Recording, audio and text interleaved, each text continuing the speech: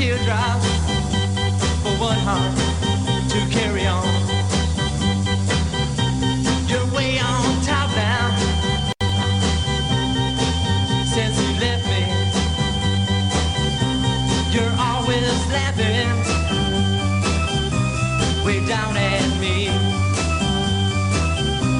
But watch out now, I'm gonna get there. We'll be together for just a little while,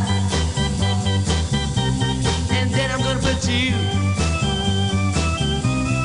way down here, and you'll start crying 96 tears. Cry, cry. I dedicate that song this morning I'll be on top. to every Los Angeles Dodgers fan. How many tears? 96? Maybe more? Not even Mary Hart stuck around until the end of that game last night in Los Angeles. It was 59 years ago today, back in 1966, also known as 1 year before the Leafs won their last Stanley Cup. On this day, October the 29th, 1966, a band called Question Mark and the Mysterians took that song to number one on the U.S. singles chart. That song, of course, is 96 Tears. Now, Mr. Question Mark himself, in case you didn't know, tried very hard to protect his true identity way back then. This is pre-internet, but the detectives, the musical detectives, still figured out that Question Mark was Rudy Martinez from Saginaw Valley, Michigan. Nice place to visit. The song would later go on to become a number one hit in the UK as well. That was for a different band named The Stranglers. But Rudy Martinez, a.k.a. Question Mark and the Mysterians, number one on this day in 1966 with 96 Tears. I just would like to start by sending a huge thank you to our regular listener, Joe, for his call yesterday. I think what we need is a call from Joe every day on this show. No, wait. A call from Joe on every day when the Blue Jays play. Joe, you got to call. Joe, good afternoon. Well, I wish it was a good afternoon after that crap show last night. Settle down. But can we just agree on one thing? No, I'm not going to promise you that we're going to agree on anything. I'm happy to agree to disagree. I'm not happy. I know you're not. When are you happy, Joe? I'm happy when the Jays win the World Series and the ALCS and all those other wonderful things that are coming our way. That's when I'm happy. Okay, well, you're going to be the Leafs. You're going to be happy then tomorrow. I can't wait for you to call back Happy Joe tomorrow, okay? That was yesterday afternoon. The crap show, in Joe's words, that he was referring to was the Blue Jays' loss in 18 innings on Monday night. I'm trying to keep all my nights straight. My goodness gracious. And so he's all upset, and Joe has been ragging on Vladdy, a waste of money, overpaid, under-talented. He called yesterday. He was upset. I said, Joe, you're going to be happier tomorrow, as in today. Because, you know, I just had a feeling. And wouldn't you know, after Joe's cranky call. 2-1. Vladdy hits it high. Left field. Hernandez back on the track. Looks up. It is gone.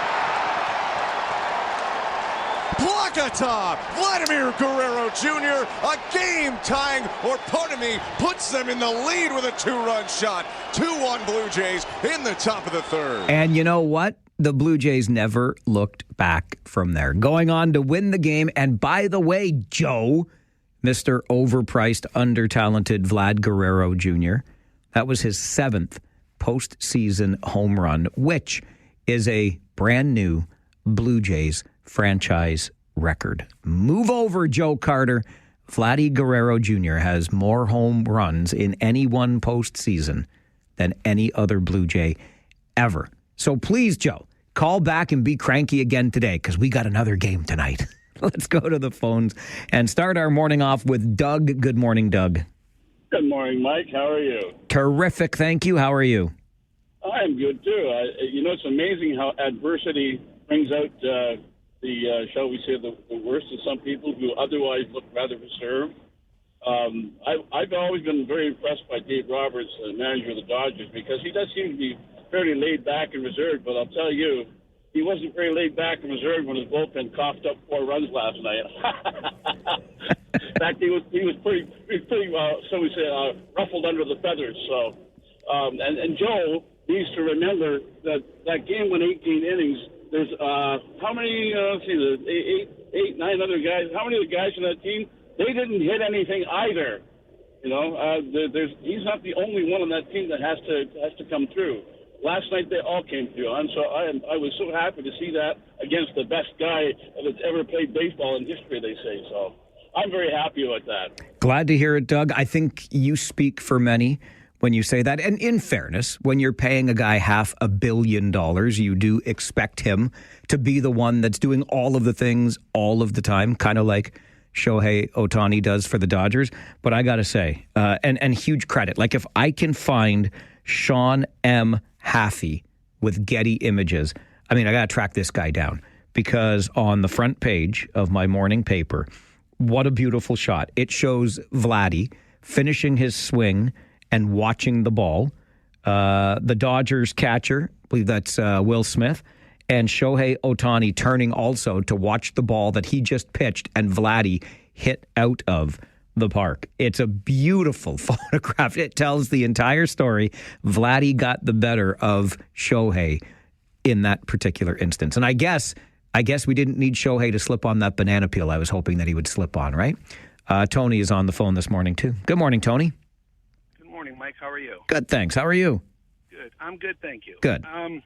After watching the playoff with the Blue Jays, and you know what I noticed about the Blue Jays comparison to our Maple Leafs is that they don't give up, ever. And you watch our Leafs sometimes, and I was watching them the other day playing. When they're down, their heads are down, their body language shows that they just give up. So I'm thinking maybe they should be showing the playoffs to our buds so they can see what it's like not to give up. Tony, I was thinking about the same thing coming to work this morning. You nailed it, my friend. All I want to know is this. Can Vladdy skate? Let's get him on some skates. He could. Thanks for the call, bud. All right, have a good day. You as well. Come on. The Blue Jays are showing Toronto sports the way, aren't they? I want to quickly get to this little piece of housekeeping regarding the Farwell Force. And if you are not yet a member, I'm going to make not a desperate appeal, but an official appeal about the official membership into the Farwell's Force, okay? This all started on a lark some time ago, and it's really grown into something. It's been a lot of fun. It's nothing really formal. There's no membership fees or dues required. All you got to do, the due for your dues, is to listen for 15 minutes a day. That's it. You can listen for more. Love you for that. Love my 9 a.m.ers every day when we get this show started together. But if you join us for 15 minutes a day, whether you phone or don't phone, just be there. Tune in. Check out what's going on, right? Keep up with things. Weigh in, email, phone, or just listen. Doesn't matter. 15 minutes a day. And we'll give you an official number in the membership of what is known as Farwell's Force. A force for good, a force for change, a force to be reckoned with. And I received a lovely email yesterday from Susan.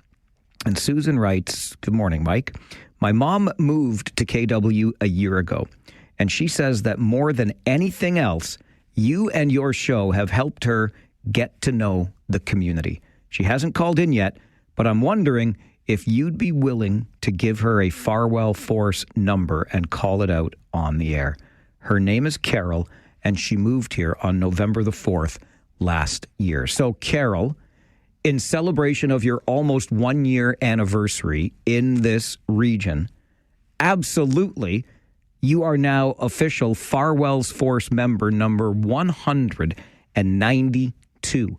I thank you for listening. And that warms my heart so much that Carol has used this show to get to know the community, because that's the number one thing we're here for. Look, we're going to have some disagreements from time to time. We're going to get frustrated from time to time when we don't understand things that are happening, usually decisions by government.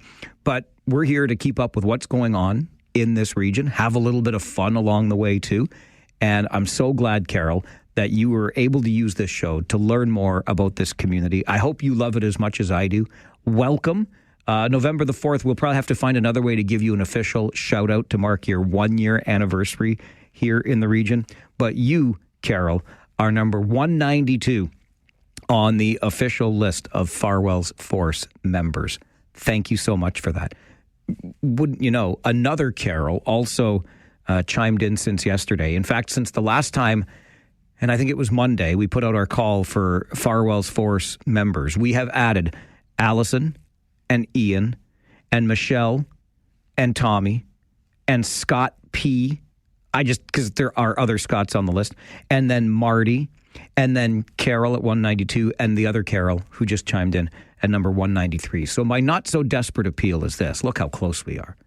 Look how close we are to the magical number of 200. Can we add 7 more Farwell's Force members before the end of this week? It's only Wednesday. I have faith in you. Give us 15 minutes, whether you call, email, or otherwise. If you're out there for 15 minutes every day on this show, I know it's kind of like a doctor's prescription, but you'll learn something about the community. Hopefully you'll have a little fun along the way. And yeah, sometimes we might get a little frustrated, but hey, that's life. It's a range of emotions, isn't it?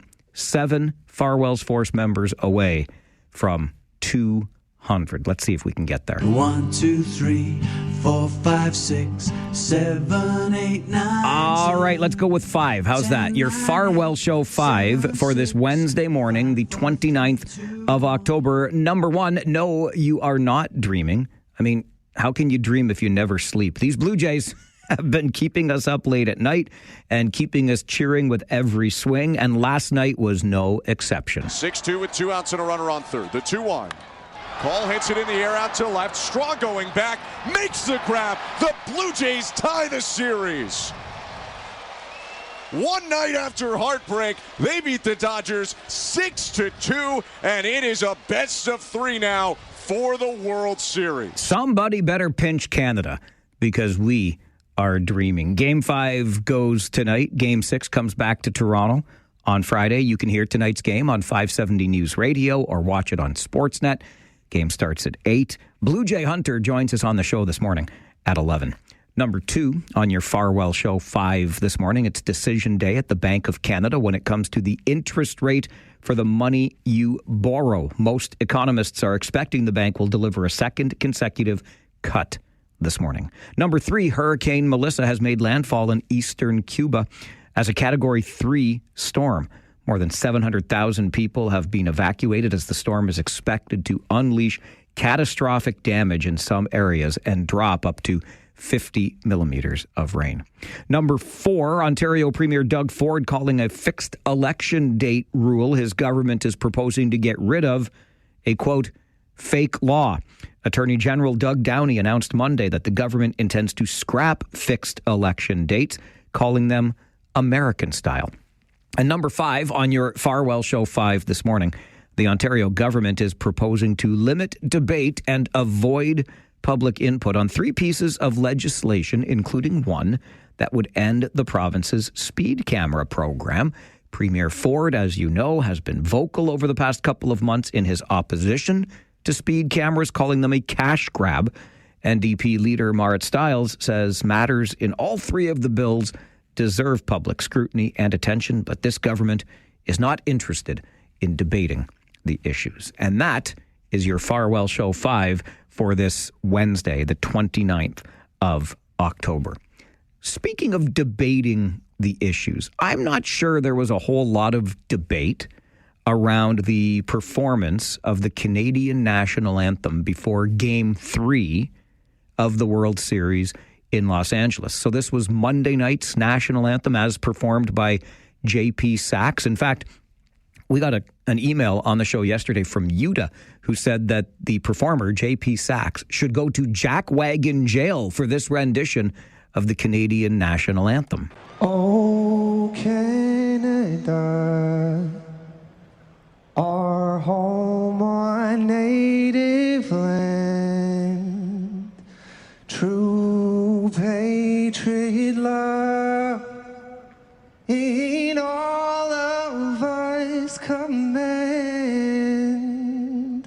I mean, probably not for everybody, right?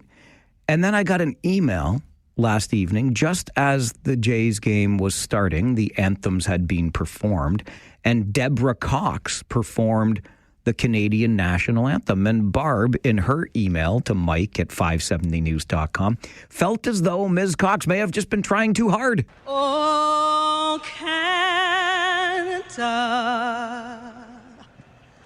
our home and native land, true patriot love in all of us command. With glowing hearts we see thee rise, the true, north, strong and free. From far and wide, oh Canada, we stand on guard for thee. Oh, see, there you go. I see where you're coming from on that, Barb. I see where you're coming from.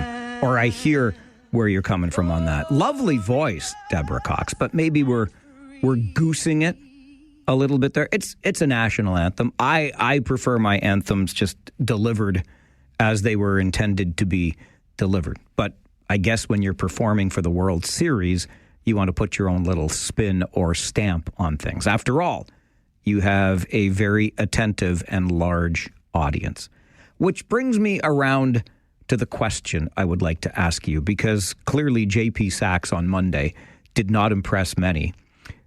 Deborah Cox last night did not impress everybody. The World Series is coming back to Toronto, you know. Like, at minimum, there's going to be a Game 6 on Friday night. The question I have for you this morning, my friend, is who should sing the national anthem at Rogers Centre on Canadian soil before Game 6 of the World Series on Friday? Who do you want to perform? It sure as heck ain't going to be J.P. Sachs. We'll take your suggestions next on the Mike Farwell Show. This is 570 News Radio and Rogers TV.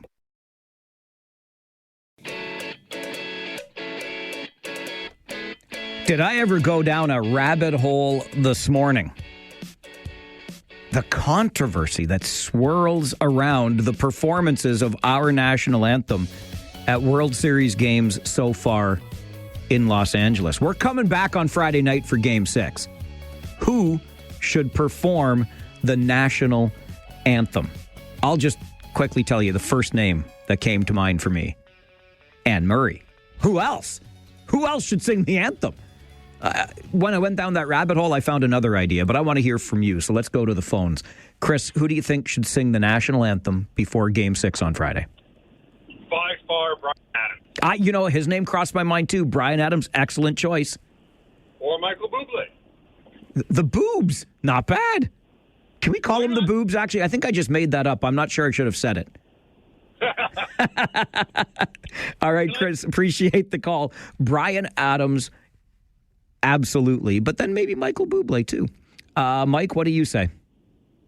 I was going to say Michael Bublé, but then I'm thinking Geddy Lee. Oh, my gosh. Geddy Lee. Could you imagine? And they could walk him out from his seat behind home plate and then march him back to his seat behind home plate. Yeah, that's what I was thinking. Either Bublé or Geddy Lee. All right, Mike, appreciate the call. Bublé getting some love this morning. Geddy Lee, not bad. He sang the anthem, Geddy Lee did, before the All-Star game back in 1993. Maureen, good morning. Good morning. I'm going to go back in time, and for a guy that's not near as famous as any of them that you have suggestions of, but this guy is an awesome singer, and he has sang at Maple Leaf Gardens numerous times. His name is John McDermott. John McDermott. East Coaster, is he not? Pardon? I believe he's an East Coast boy, isn't he? Yes, he is. Yes, he is. And he is a beautiful, beautiful singer. He does have a great voice. His, ooh, and all that stuff in it. All right, Maureen, thank you for that. Not bad. A little bit of John McDermott. Dave, Farwell's Force member number 47. Good morning. Good morning, Mike. I'm going to, as usual, prevail upon you to come up with a name. But and that especially hurt when you said Anne Murray. I mean, come on. But Wait, that hurt? that hurt because she's Canada's snowbird. Come on. She should be. That's why I said she should sing it. Why does that hurt? Well, because I was talking about her yesterday, but Okay. I come up with a different name prior to picking up the phone to call you. That's why it hurt, because I'm going against what I'm thinking. I got you. So the person I'm thinking of is the person prior to the current anthem singer at the Leafs games. It was a female singer that was just prior. She was an excellent singer. What was her name? Wow, come on, Mike. I don't know. Dave, I hate to say it, but neither do I. But you know what? The internet exists now. We'll find out who that female anthem singer was before Leafs games. That's Dave's choice. Ranger Joe, hey, it's been a minute, buddy. How are you? Mike, it's been more than a minute, hasn't it? Where you been? Well, you know, I've been all over the place. No, I haven't been in jail. I'm a law-abiding citizen. I've just been so busy, you know, with everything, eh? But, yeah, nice to talk to you again. You too. Mike, you know, I would say for the anthem, I would say Shania Twain. Shania Twain. You know what, Joe? Great choice. I love Shania Twain, yeah. Now, I wanted to say one more thing real quick, Mike. Yeah. Is that singer, that J.P. Saxon, you know, just changing those words was bad enough, but let's talk about his vocals. He was terrible. You know, and I get you, Joe, and you know, music and beauty is in the eye of the beholder or the ear holder or however you want to say it. Grammy award winning, or at least Grammy nominated. I didn't love the vocals either. I thought Deborah Cox sounded great last night, but I can understand the little extras she added that may have rubbed some the wrong way, including Barb. Doug, over to you. Good morning. Who should sing the anthem before Game 6 on Friday? Not a good idea on that one. But I was thinking for the first pitch. No. Who's singing the anthem? That's the question. Oh, okay. I would go with Bryan Adams. All right, Bryan Adams, another vote. Got a couple for Bublé, couple for Bryan Adams. Zoltan, who do you think should sing the anthem before the game on Friday? I thought of someone slightly controversial, yet a very distinctive voice. Okay. Rosanna Barr. No, Zoltan, stop it. No. I'm putting a hard no on that one. Here's what I found out when I went down my rabbit hole. So I guess actually there are two options here, but I'm sticking with George Fox because the rabbit hole I went down was finding the anthem singer before every game the last time the Jays were in the World Series in 92 and 93. Michael Burgess, for what it's worth, the Phantom of the Opera, sang before Game 1, our anthem, in both years. But I'm going with George Fox to sing on Friday because he sang before Game 6 in 1993, before Joe Carter hit the World Series winning home run. Game 6 in Toronto at what was then the Skydome. How can we not go back to George Fox on Friday night? I ask you, how can we not? I first thought Anne Murray. She sang before Game 3 of the 92 World Series. And Game 6, by the way, of the 92 series that we won in Atlanta was the Nylons. George Fox or the Nylons. They sang before the previous Game 6s. Let's go. This is the Mike Farwell Show. 570 News Radio and Rogers TV.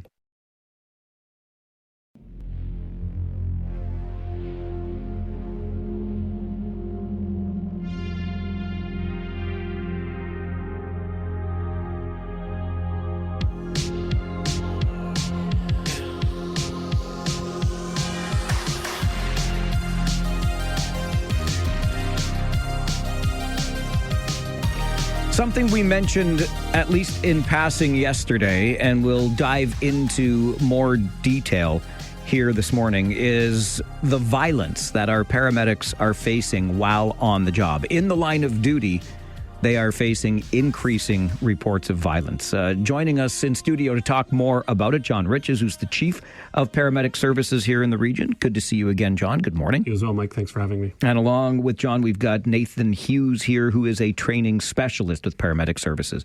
Nice to see you. Thank you for being here. Yeah, thank you for having me. John, can we start with the need to bring this conversation forward and what it is paramedics are facing on the job these days? Yeah, generally speaking, what we have seen in the last probably 5 to 10 years is an increasing prevalence in the violence or abuse that first responders, paramedics, firefighters, police officers face. And for our paramedics, it's particularly challenging because there's lots of different reasons that the abuse occurs or the violence might occur. But at the bottom line for us, it's about keeping our people safe, making sure that we're protecting them so that they can protect the citizens when they go and serve the citizens when they go to 911 calls.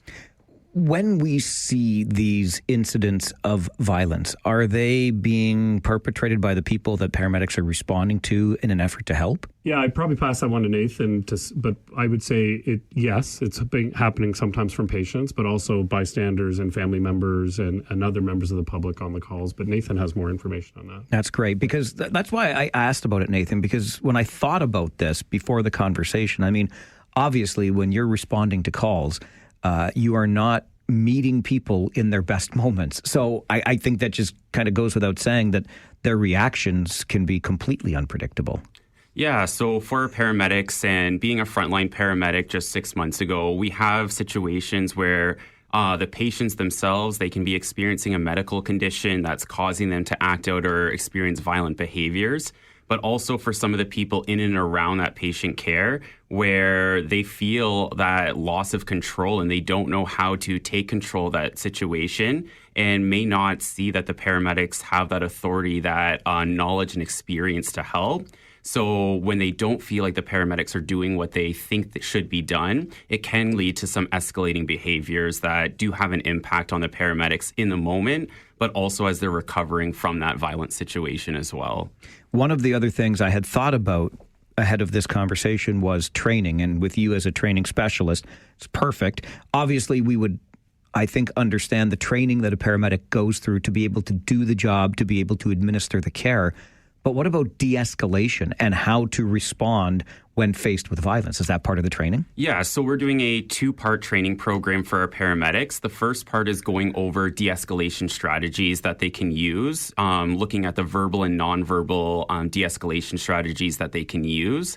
And then in our next training, we're doing reality-based training. So getting paramedics to work in and around violent situations that are simulated in our safe training bubble. So that way paramedics have experiences to draw on when they do encounter violence out on the field and can practice some of those de-escalation strategies where there's clear objectives for the paramedics to learn from that hopefully translate well to help them mitigate some of those violent experiences.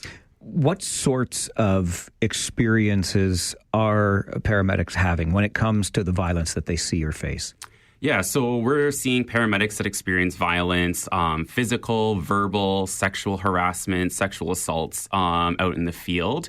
And for paramedics, the first time that they learn to kind of respond to violence is in the moment. So our training program, the reality-based training that we're offering, is to give them those experiences to navigate violence where there's a safety officer, people in charge to watch over that situation to make sure that paramedics are making appropriate decisions in the moment to support their own safety, but everyone around them as well. What does reality-based training look like? Yeah, so it's a immersive training, so scenario-based training where it's modeled off of how police officers learn their use of force training. So they're very kind of snapshots where the paramedic's in a violent situation, and when their sympathetic nervous system, that fight, flight, or freeze reaction goes off, it's to really make sure that they develop those pathways in the brain to make sure that they can either recognize that the situation is dangerous and I need to leave, or I need to engage to protect my own safety. When we look at the research, we know that 50% of paramedics actually stay in a dangerous situation without attempting de-escalation strategies or disengagement. So the goal of this training is to give people an opportunity to recognize the options that they have available to them to make some safe decision for themselves and also everyone around them. John, obviously important that this training exists because we want to equip our frontline paramedics with everything they need to do the job, and this clearly is part of it. What can we do in the face of these increasing reports of violence? Well, there's probably a couple things. One, we need to and will engage in, I'll call it public education strategies designed to help them know what to expect from paramedics when they arrive, and hopefully we have a good, strong, trusting relationship with the community. They value paramedics and see the important work that we do. But we probably need to double down on that and help from a public relations perspective.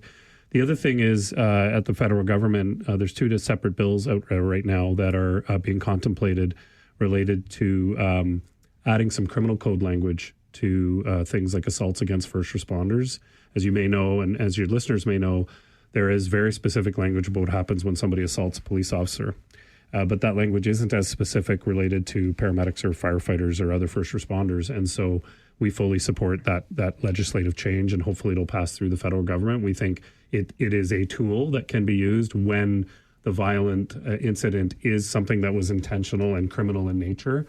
But the training that Nathan and our training team is putting our paramedics through is about supporting the paramedics in all the violent situations, regardless of intentionality, because that's an important piece we recognize and our paramedics deal with every day, that there are some people that are very intentional about what they're doing, and then there's other people that because of their medical situation, diabetes or seizure disorder, or in some cases Alzheimer's or other types of neurological disorders, they're not trying to be violent, but they're still being violent, and it still has an impact on our staff. So we just want to make sure that we're kind of wrapping as many tools around this or as many solutions around this as we can to support our staff, because protecting their mental health is really important.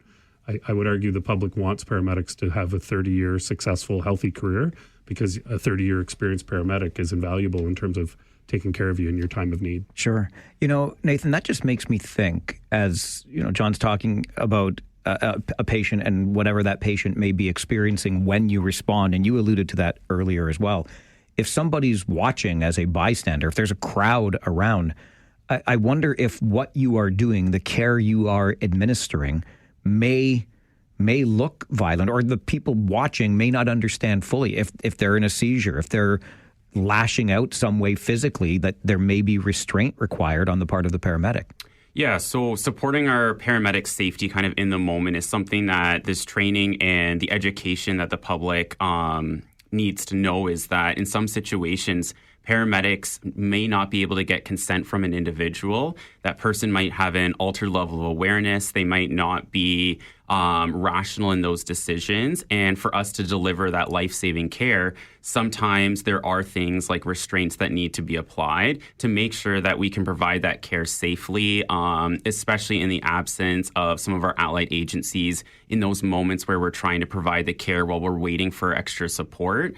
That in some situations it may look like a developing violent situation, but our paramedics are trained to navigate those different difficult situations, provide those life-saving care, and get that person to the hospital or to that definitive care that they need.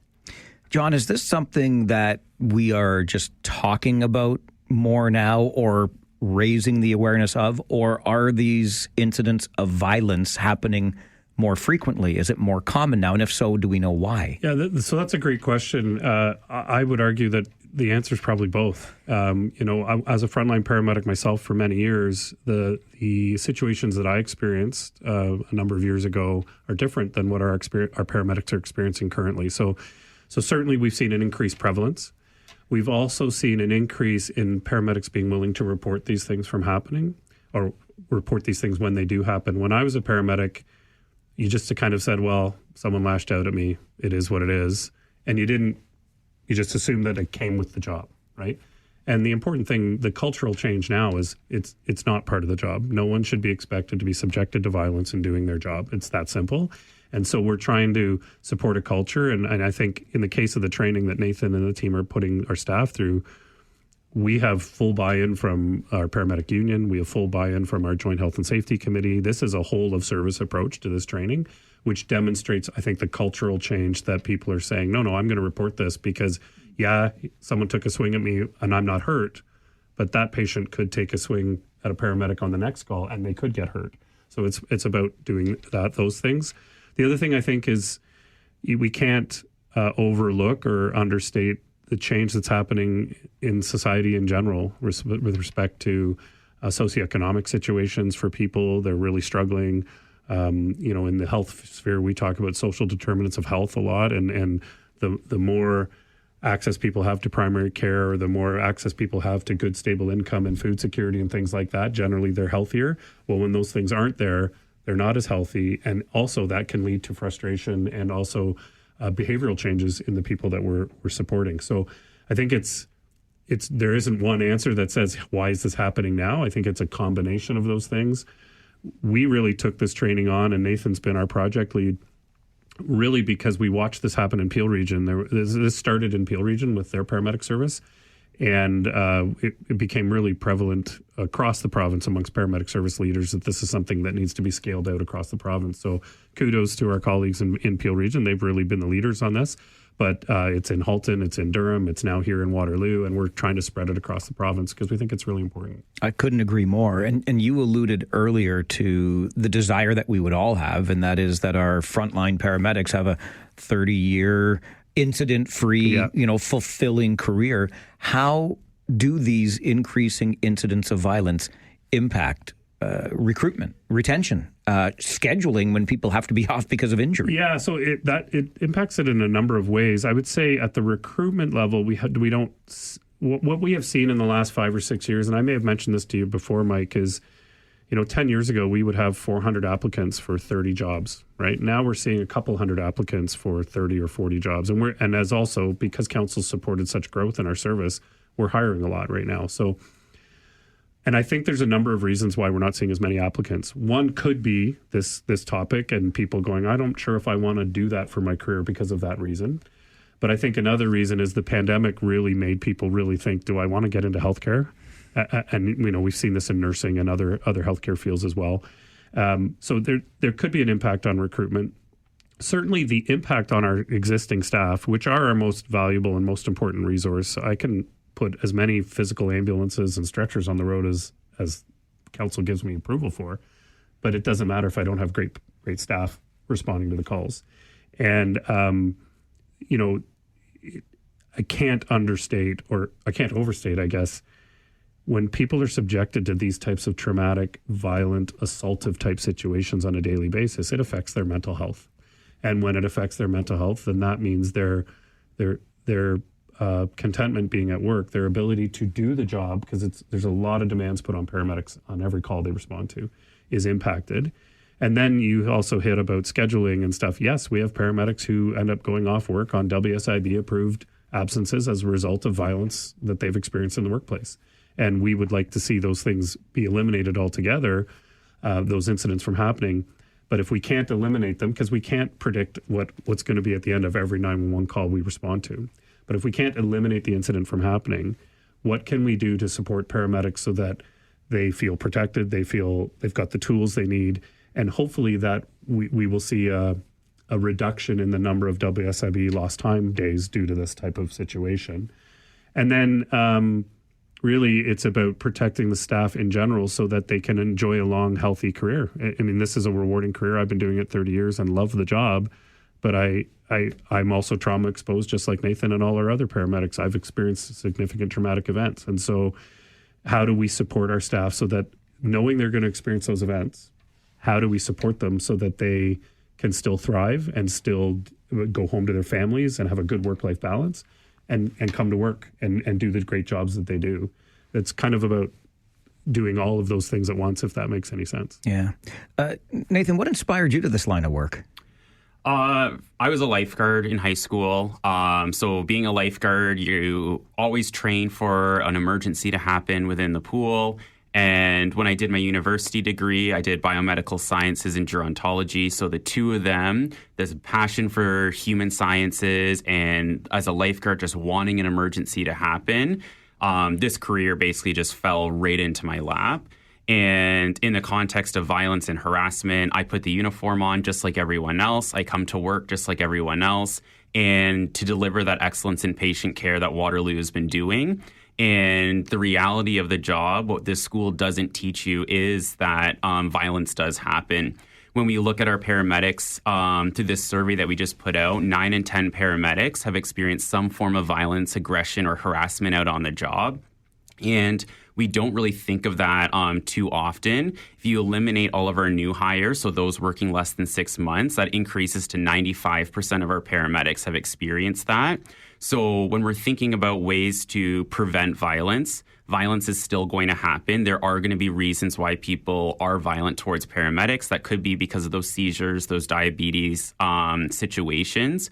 But to give paramedics those tools and resources to build some resiliency within the career itself is something that's so powerful for us to do. With our reality-based training, not only are we teaching paramedics how to navigate a violent situation, but we're also letting them practice different wellness activities. So doing things like guided breathing, meditation, or journaling to give them, in those moments where we've activated their fear response, those opportunities to recover well, the same way that we would encourage a patient that's experienced a violent situation to ground themselves after that, to improve their mental health and their well-being. We're making sure that not only are we putting paramedics through this reality-based training, but we're giving them opportunities to practice mindfulness, wellness strategies to improve their recovery, to build some resiliency. So as John alluded to, that we can get paramedics to recover well, so that way they can continue to have these long careers and keep that passion for the job. When I put that uniform on the first day, I wanted to help people. And the best way that people can help me is by recognizing when violence does happen. If you are witnessing a paramedic that's experiencing violence out on the job, you can also do things like calling police or calling 911 to let them know that, hey, I just witnessed this paramedic getting assaulted. So that way police can follow up and support our paramedics. And they've been extremely collaborative in this process with us. I'm so glad to know this work is being done. Not surprised at all, given the climate that we all exist in. But this is important stuff, and I'm really glad we could have the conversation today. Mm-hmm. Gentlemen, thanks both for being here. Thank you for having us. John Riches is the Chief of Paramedic Services here in the region. Nathan Hughes, a training specialist, joining us this morning on the Mike Farwell Show. 570 News Radio and Rogers TV. The training is about supporting the paramedics in all the violent situations, regardless of intentionality, because there are some people that are very intentional about what they're doing, and then there's other people that, because of their medical situation, they're not trying to be violent, but they're still being violent, and it still has an impact on our staff. I would argue the public wants paramedics to have a 30-year successful, healthy career, because a 30-year experienced paramedic is invaluable in terms of taking care of you in your time of need. John Riches is the Chief of Paramedic Services here in the region.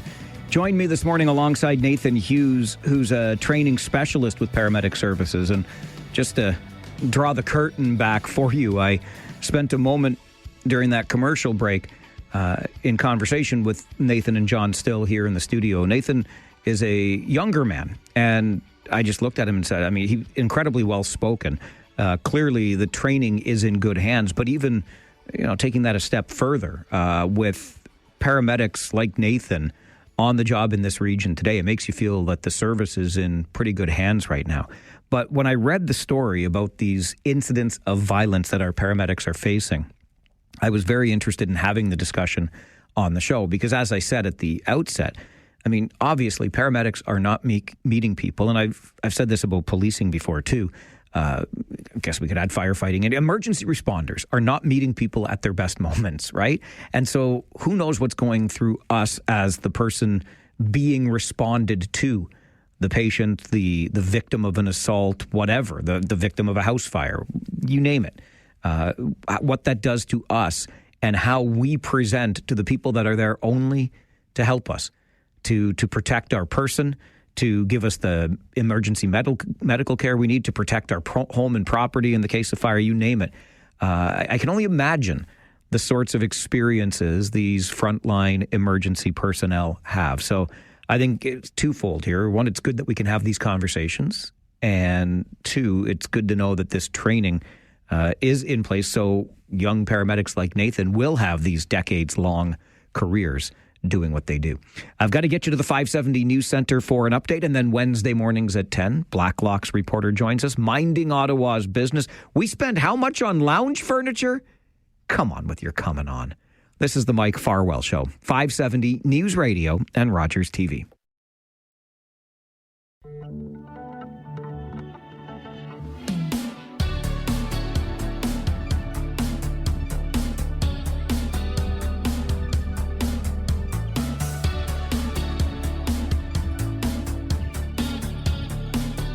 Every Wednesday morning at this time, we check in with the folks who are checking in on Ottawa, minding Ottawa's business with the Blacklock's reporter, which is the only reporter-owned and operated newsroom covering our nation's capital without politics or punditry.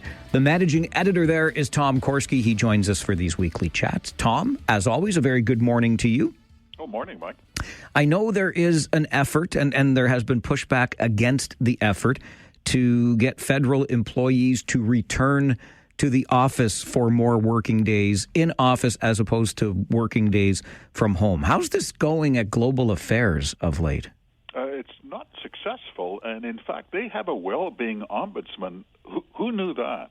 They have a well-being ombudsman at the Department of Foreign Affairs. And they filed a report with Parliament that described in quite explicit terms how upsetting it is for their employees to go back to the office 5 days a week.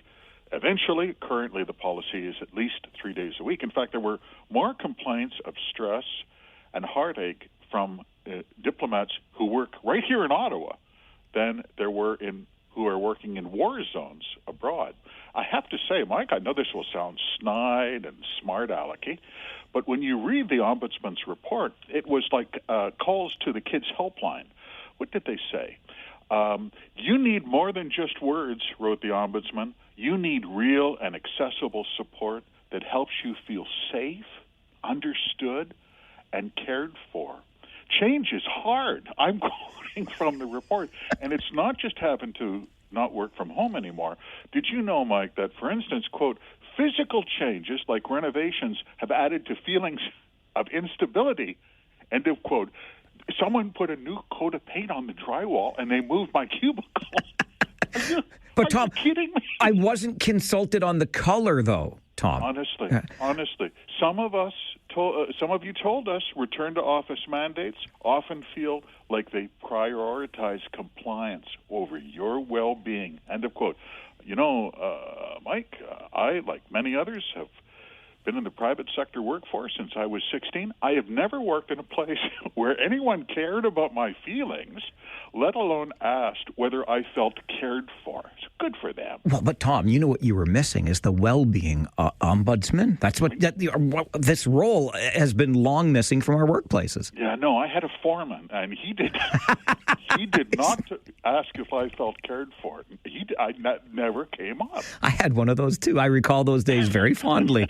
Okay, I brought up the change or the challenges with return to work mandates because when you do go back, I suppose particularly at the National Research Council, they want to ensure the workplace has all of the available perks for you, right?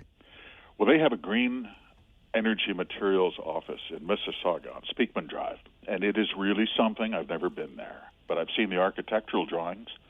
And I've seen their internal reports on this through access to information. And they have what they call a penthouse lounge. And it is on the 4th floor, and there's a splash pad and trellises and flower boxes. Problem, they wanted to get just the right sort of lounge furniture so that people could contemplate climate change, presumably, in pleasant surroundings. Said one National Research Council executive, I don't want picnic tables. She was quite explicit. We only have one chance of doing this right, she wrote in a staff email. And I do not want to see any picnic tables. So they went with the Brazilian walnut lounge furniture instead. I'm sorry, the what? Brazilian walnut. You probably won't find that at your local hardware store. but the National Research Council did, because nothing says pondering climate change like Brazilian walnut lounge furniture. By the way, we saw, they won't disclose the cost of this fiasco. We saw one tender that came back from a supplier for $298,000. Deficit times are good times, Mike. Never forget it. It's always easier. I've said this since day one on this show, Tom. Always easier to spend the money that is not your own. These budgets, no wonder we spend so much. Oh, and you can't think about climate change like in a Muskoka lounge chair. That's for losers. You can't do that on a stool or in your cubicle, especially after they repainted the drywall. You need that Brazilian walnut to really focus the mind. From the 4th floor on Speakman Drive. It's the life of Riley up there. I hope I get invited. When you do, can I be your plus one? Oh, Brazilian walnut furniture. I can only imagine how comfortable we'll be.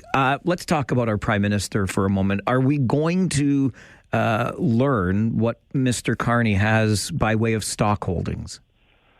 Cats away, mice will play. A surprise shotgun motion dropped on the floor of the House of Commons, Mike, came from the opposition. Every opposition party voted for it. It just passed for a month worth of hearings by the Commons Ethics Committee into the Prime Minister's stock holdings and his business relationships.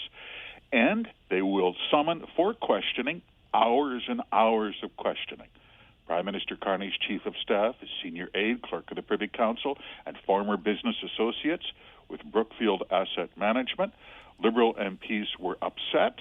This is character assassination, said Secretary to the Government House Leader. Keep an eye on that one. It's going to be a box of fireworks. That is going to be all November long. Hearings into the Prime Minister's extensive stock holdings. Mike, he disclosed it once before he put it into a blind trust. We counted over 600 corporations in which he holds shares. It went 16 pages. You name it. Netflix, Tesla, Walmart, every American airline. He may have the most extensive stock holdings of any prime minister we've ever had. We will definitely be keeping eyes and ears on that through the month ahead. One more thing before I let you go, because we touched on this last week, and that is the ongoing issues at the Canada Revenue Agency. If you can get through to somebody in the call center, lucky you, but getting accurate information from the person taking your call is another story entirely. And now we're blocking access to the questions that were used to test the accuracy of responses from CRA respondents? It doesn't make any sense, does it? I mean, the only takeaway on this is that control and secrecy are now a fetish in Ottawa, and they will do it to a stupid degree. Forgive my language.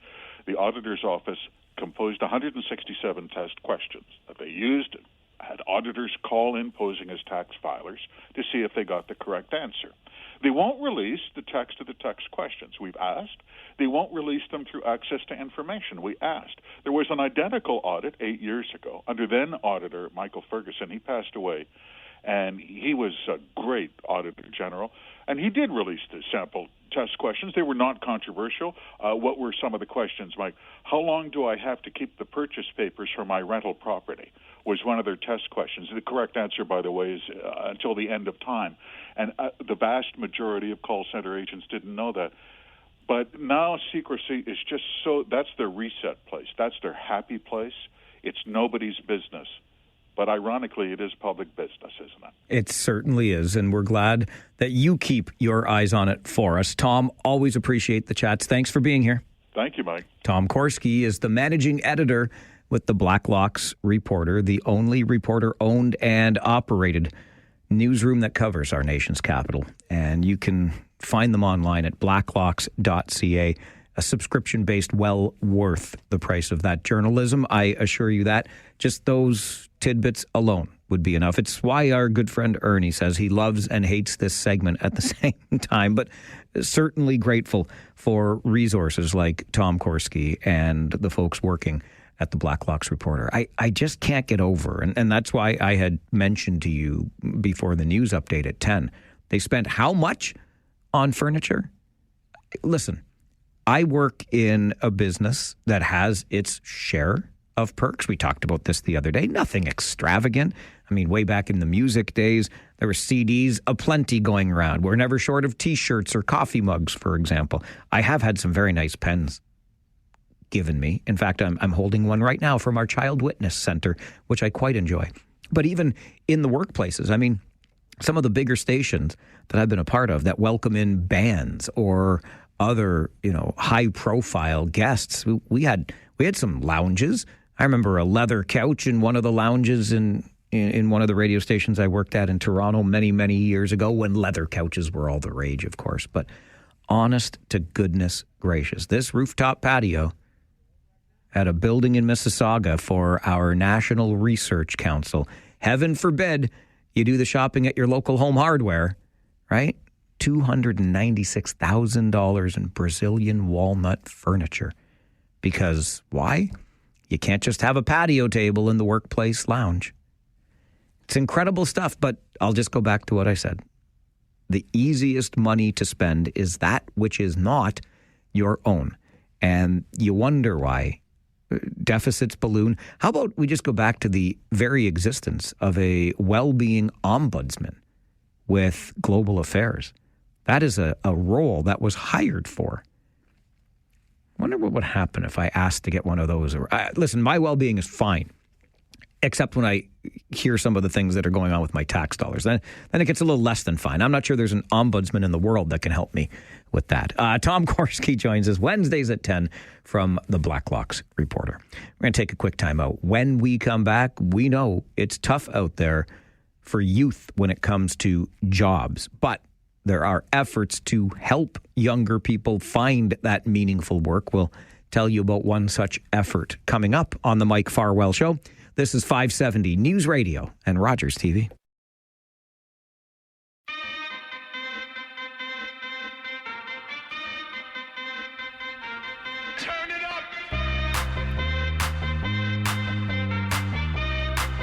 Believe it or not, by the time next week rolls around, we are going to be into the month of November. And it is in that month when the Explore Your Future Career Expo returns. April Albano is the executive director of the Business and Education Partnership of Waterloo Region. Joins us this morning for a conversation. April, good morning.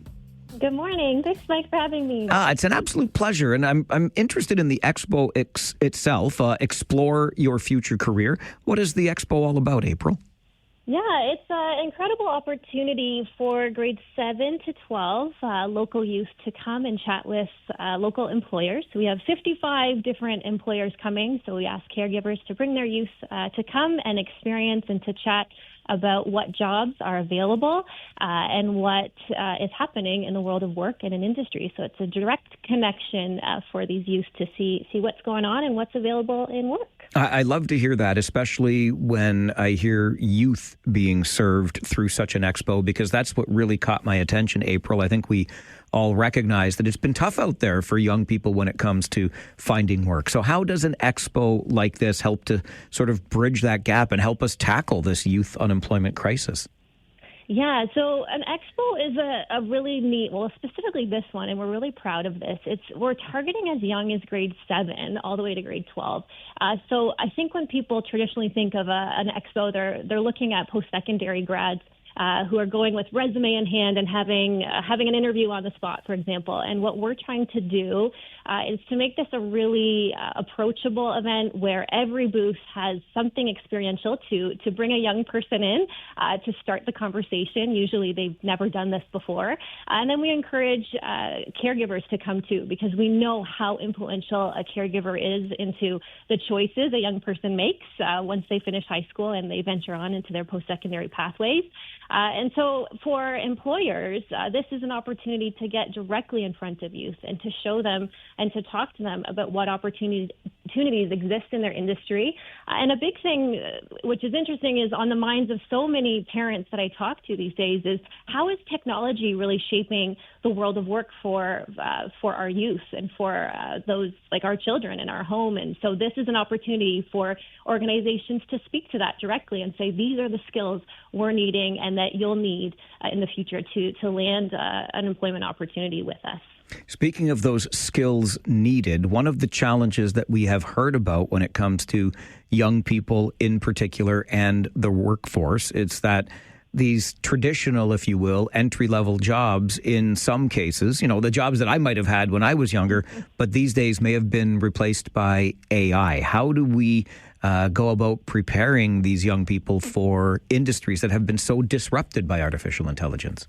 Yeah, I mean, it's something we talk about on a daily basis as an organization is what this means for the world of work. And you're right, we're seeing automation. Like I go into the local grocery store, I'm seeing automated tellers, and that's where a lot of folks were getting their first job, right, in service and retail. And we're not getting that same, like when you have those jobs as a youth, that's building confidence and social capital for them. So they're not getting those same opportunities. So what we're trying to emphasize and through our programming is building skills that will complement that change in technology. So we're trying to build youth taking initiative, so we have something called our Youth Creativity Fund, where youth can apply to get up to $1,000 micro grant to test out an idea they have. So that's an opportunity for a youth to try something they've never tried. It could be a business idea. It could be any sort of idea they have in a non-threatening environment. To build up that initiative and just build their confidence to try.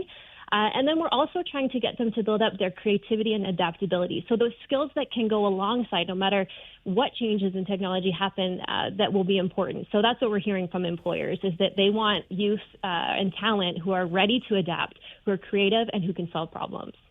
When I think back on my academic days, April, particularly in elementary and high school, I do recall some career days, a couple of them in high school, where people from various walks of life came in and we could sign up to attend a presentation or two through the day, which was certainly helpful. I remember actually attending one about radio way back when. But yeah, but most of my academics, when I think back on those experiences, were around, the 3 R's. I'm going to learn how to do my multiplication tables. I'm going to learn how to write an essay, different things like that. And I get the sense, especially through something like this, that we are implementing career literacy into curriculum. What does that look like for students today, and how does it help them beyond the classroom? Yeah, I think, well, actually, just to your point about bringing and just the impact that likely that had on you and pursuing radio was seeing somebody and talking to somebody in that industry. And what I've found in our cornerstone program that we have is our Speakers Bureau. So we're trying to do just that, is we have a roster of 285 volunteer speakers that represent their profession, and they go into classrooms on a daily basis to talk about how they got into their job, what they like about it, the path they took, and often what we find is it's not a linear path, as you know, many take twists and turns, and what they studied in school isn't what they're in now, but just really bringing that realistic viewpoint to youth we've found so influential and so important to help them with that literacy of where they can go, what they can do.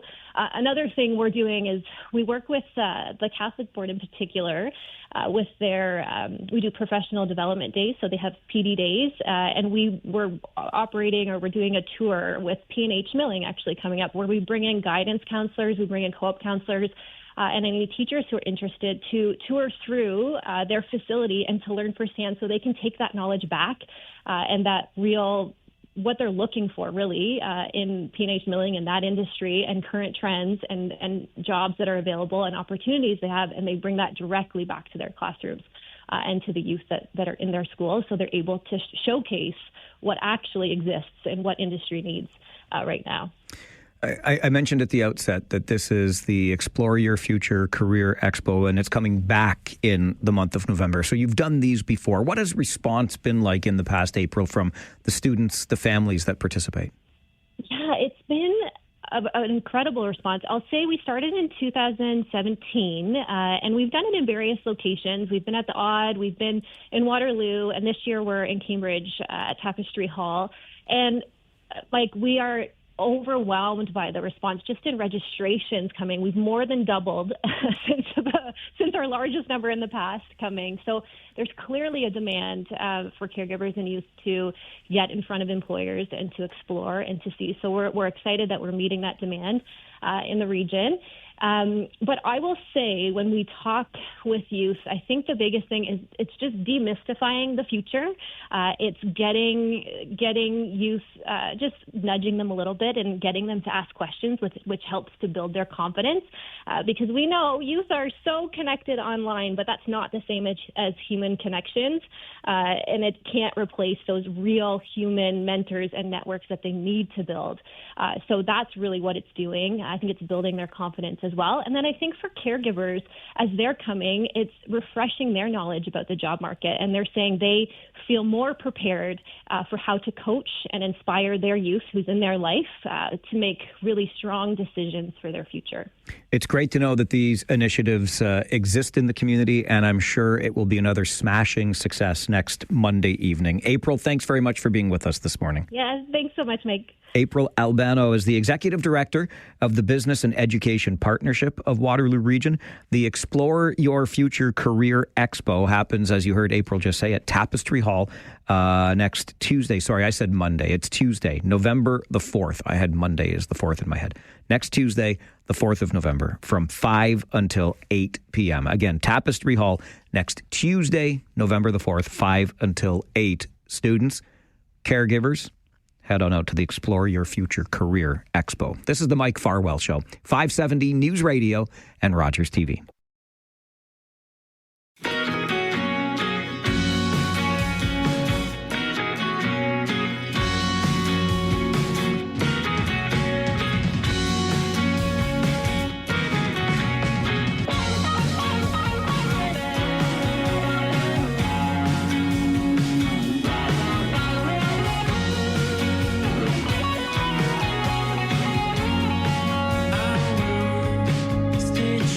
If you have been following the news recently, you likely know that there were some events scheduled to take place in our community, organized by, and the participants of which would be members of our 2S LGBTQ plus community. But those events had to be canceled or venues changed because there were threats made that made those events potentially unsafe. In response to that, No Space for Hate KW has been formed, and they've got a march and rally planned for later today. Joining us to talk more about it is Christine Wolfel, who is one of the founders of No Space for Hate KW. Christine, good morning. Good morning. Can you tell me a little more about No Space for Hate KW and why you decided to form this group? Yeah, absolutely. So my name's Christine, and alongside my wife, Lily, we started No Space for Hate KW.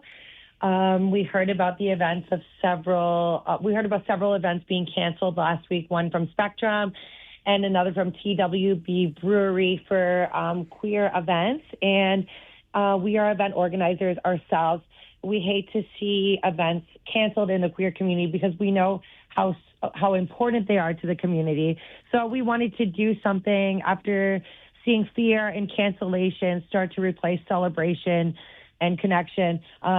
We decided last Thursday night we would start this movement on Instagram, and now we've reached almost 1,000 followers. We're not an organization, just two people who care deeply about our community and want to take action in bringing people together peacefully, and also trying to hold businesses, institutions, and also authorities accountable for keeping us safe as well.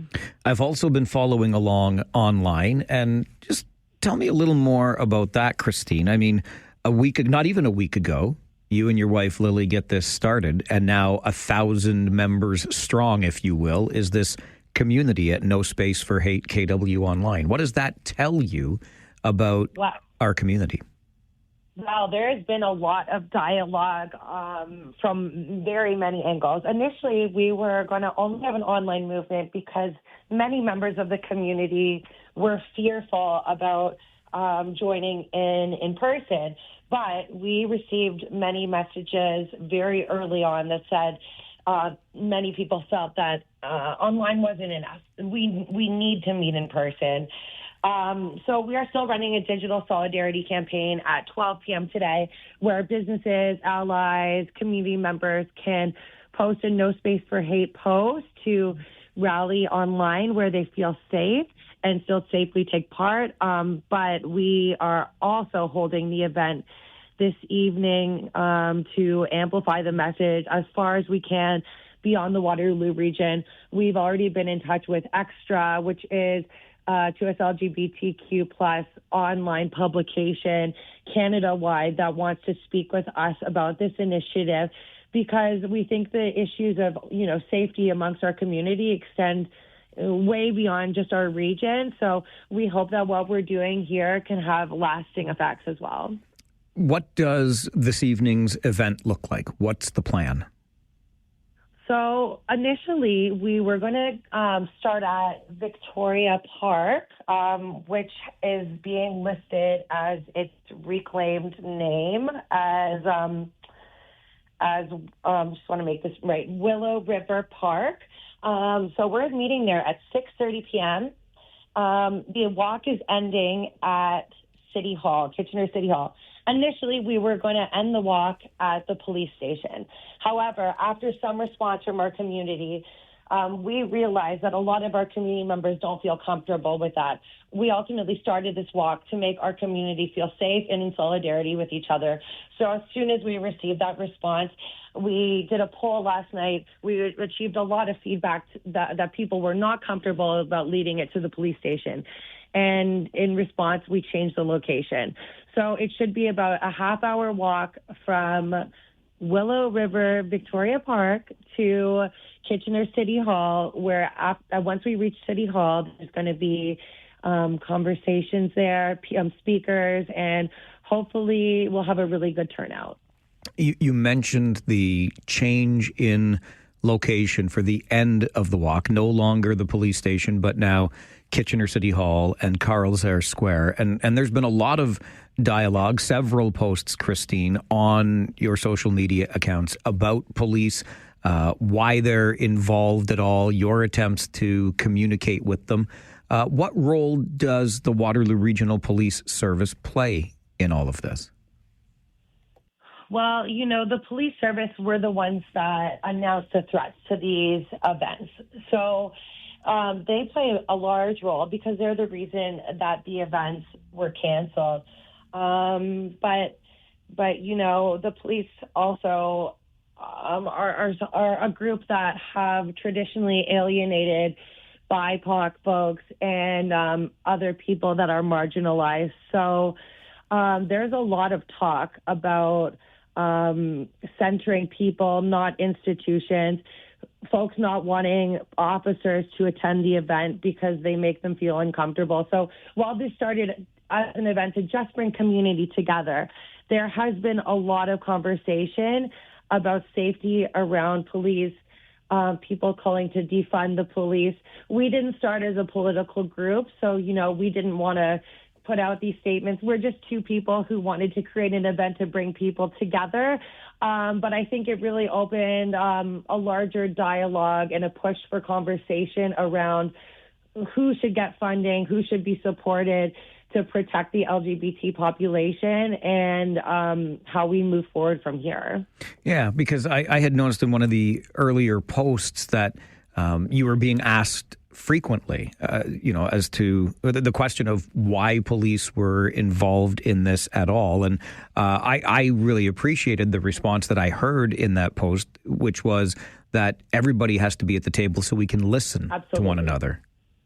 I would still say the same. I think that it's a lot of people have very strong feelings about the police, but police and institutions are not going to go away anytime soon. We can fight, against institutions and police, or we can work with people to create change and do that as much as possible. And I think that we all should hear each other out and try to make change together. Do you intend on having any communication with or meetings with police even beyond today? The police have asked us to meet with them. honestly, since we're not a registered group like OK to Be Me, Spectrum, and other advocacy groups who have been doing this for decades, I don't know how qualified we are to meet with the police. We really did want to raise some awareness about these issues to the police, and I think that we did our job in doing that. But as far as we're thinking about it right now, we will probably let the other groups take the lead in communicating and deciding the next steps with the police who have, been working on this for quite some time. So this evening, 6:30, you will gather at Victoria Park to do the walk to Kitchener City Hall, where there will be speakers and conversation. And you're not even a week old, Christine. It's 6 days since the since the account was formed last Thursday. Yeah, it's been a wild ride. So people start gathering as soon as 6 p.m. at Victoria Park near the clock tower. There will be greeters and marshals welcoming everyone, handing out glow sticks, signs, ensuring accessibility needs are supported. Again, this is a peaceful community-led walk, not a protest, but a walk for safety, visibility, and solidarity in our community. Around 6:30, we'll share some brief opening words, thanking everyone for showing up, reminding people why we're here, to reclaim our sense of safety and show unity and demonstrate how hate has no home in Kitchener-Waterloo. Then we're going to move the walk towards Kitchener City Hall. Marshals will help keep people on the sidewalks and crossing safely. And then once we arrive, as you mentioned and I mentioned, there'll be closing remarks focusing on hope, accountability, and the importance of continuing this conversation beyond tonight. And then hopefully we'll continue to make change from here in whatever capacity we can. Any plans for No Space for Hate KW beyond today, Christine, given the response that you've had in the past 6 days? Honestly, initially we thought that it would just be a walk today, but you're right. We've received such a large response. If we look at our Instagram analytics, we've had 130,000 views on our Instagram. So at this point, even though I don't know if we're the voice to speak to the police for the people, I do think that we have some sort of responsibility to continue spreading the message, because the messages have related to people. So a dog walking pack has asked us to do a No Space for Hate walk with them, so we might organize that. We've also been asked to be on a podcast. So definitely this is just the beginning. We don't know how it's going to look from here yet, since we're so new and we didn't ever imagine this would get so huge. But what we've learned is there is a deep hunger for safe, inclusive spaces, and that's something that we're passionate on doing with our events as well and in our business as well. So we would love to work with local organizations and advocates already doing the work, amplifying, not replacing their efforts in whatever way that we can. I admire what you're doing, and I think it's great, the response that you've received. I hope it's a great walk tonight, fulfills its purpose, and thanks very much for making time for the show this morning, Christine. Thank you so much. Have a great day. Thank you. You too. Bye-bye. Bye-bye. Christine Wolfel, along with her wife, Lily, have formed No Space for Hate KW 6 days ago, and it's already a community more than 1,000 members strong. They will walk tonight from the clock tower area of Victoria Park to Kitchener City Hall. This is all meant to, I think, reclaim some space because, as we said at the outset, and as you probably know, there were a couple of events that the members of our 2S LGBTQ plus community were intending to hold that had to be canceled due to threats reported by regional police. And about that, I will simply say this. Be better. Can we be better? Can we let people live the lives they would like to live?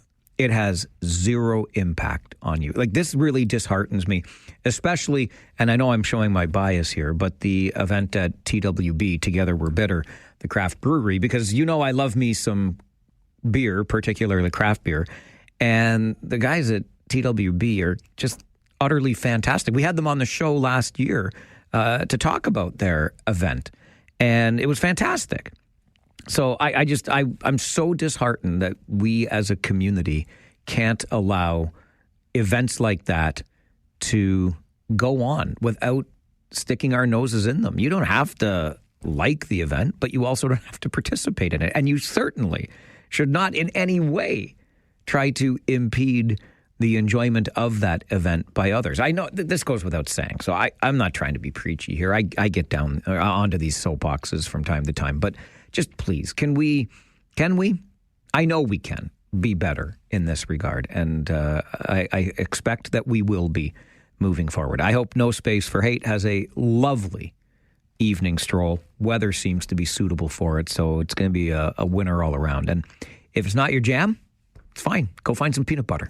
We're going to take a quick time out. When we come back, a story that we've talked about on the show before, which is an industrial development adjacent to the Huron Natural Area in Kitchener. I think you probably know the Huron Natural Area. We've all loved it and enjoyed it and been enjoying it for many years. I have referred to the Huron Natural Area as one of the 7 wonders of Kitchener, and many residents nearby were very concerned about this development of an industrial park, basically, to attract industry to our community, thinking that it would negatively impact the beautiful natural area that is the Huron Natural Area. So we've had some of those folks on the show to talk about their opposition to the development. Well, Kitchener's Planning Committee had a discussion about it on Monday, and I'll tell you what they decided coming up. Stay with me on the Mike Farwell Show. This is 570 News Radio and Rogers TV.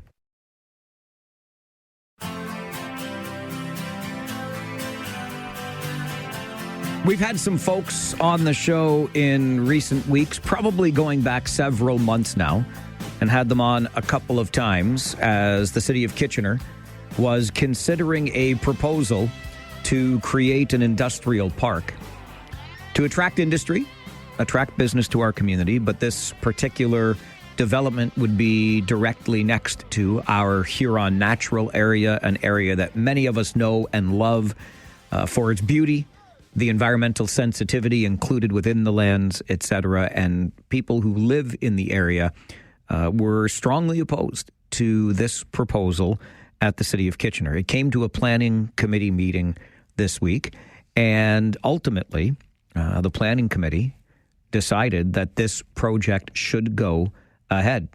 There will be 10 industrial lots created, supporting up to 1,800 jobs. But more than anything, what we learned at the planning committee meeting this Monday is that rather than encroach upon what currently exists in the Huron Natural Area and endanger the species that live there, this proposal will actually add to the existing Huron Natural Area. So I have some audio to play for you. Don't take my word for it. Take it right from the meeting. One of the clips is not the best, but I think I've done my very best. I'm not an expert in this. I should be after all these years, but technology, I'm an old guy. So some of the audio might not be the best, and you might have to turn up your radio or your smart speaker as we go along. But the first piece from Nicole Charlton is very easy to hear, and this is what she had to say at the planning committee meeting on Monday. I am Nicole Charlton from GHD. I'm the senior manager of terrestrial ecology there. My group completed the environmental impact study for this project, and we incorporated several years of site data collection and some of the other technical studies to look at the potential impact that the proposed development might have. So the main way we came up with any mitigation is what's proposed up here. So there's going to be a very large created wetland, 2 hectares in size, or I think it's 2.1 hectares, directly adjacent to the Huron Natural Area. And then from there will be a wildlife corridor at the north edge with an eco passage under the proposed road extension, and that will connect over to the naturalized swim pond at the north off-site. So you get some connectivity between that wetland, that stormwater management pond, and the created wetland and the Huron Natural Area. So it's essentially enlarging the Huron Natural Area by that 2.1 hectare wetland, and also providing some connectivity to the north. So there you go. Wildlife connectivity, and you're actually enlarging the wetland area at the Huron Natural Area. The next clip you'll hear is from Ward 2 No, pardon me, Ward 1 councillor in Kitchener, Scott Davey. This is where the audio is not the best, but I think I've got it goosed enough here that you'll be able to hear it clearly. You might just want to turn up the radio or smart speaker a little bit as you listen to this. If you can't hear it perfectly, maybe that's okay, because I can't help but feel a little bit bruised by what Councillor Davey had to say. The Huron Natural Area is actually 5 times the size of Victoria Park. The Huron Natural Area is roughly the same size as Victoria Park and Clan Park and Kiwanis combined. It's huge. So seeing the media covering it as we are encroaching on or diminishing it, to be frank, baffled me, and I thought really selling something that is really great. And by virtue of this application, of this land, which is in private ownership, we will only be growing the Huron Natural Area by more than 10 acres. This is a good thing. This is a good thing. We're growing the Huron Natural Area by more than 10 acres. And the media coverage of this as being a bad thing and something that encroached upon the Huron Natural Area baffles Councillor Davey. And that's totally fair. I can be bruised if I'm bruised. I can take it. I'll get bruised again tomorrow or the next day too. And I appreciate Councillor Davey's point and the point made by Nicole Charlton, who was leading the group that did the environmental assessment, moving ahead with this proposal. Look, there are always two sides. I understand why neighbors were upset. I think they presented their case extremely well, thought there's enough industrial land as it is, worried about the impact of this development on the Huron Natural Area. It all makes sense. I understand their concerns. We presented that side of the story. Now we're definitely hearing the city's side of the story and why this development is being approved. So these 10 industrial lots are coming. 1,800 jobs will be supported, says the city, and the planning committee voted in favor of moving forward. We're always going to listen to all sides of the story. An update from the 570 News Center, and then Blue Jay Hunter, baby. It's a tie series heading to Game 5 tonight. This is the Mike Farwell Show, 570 News Radio and Rogers TV.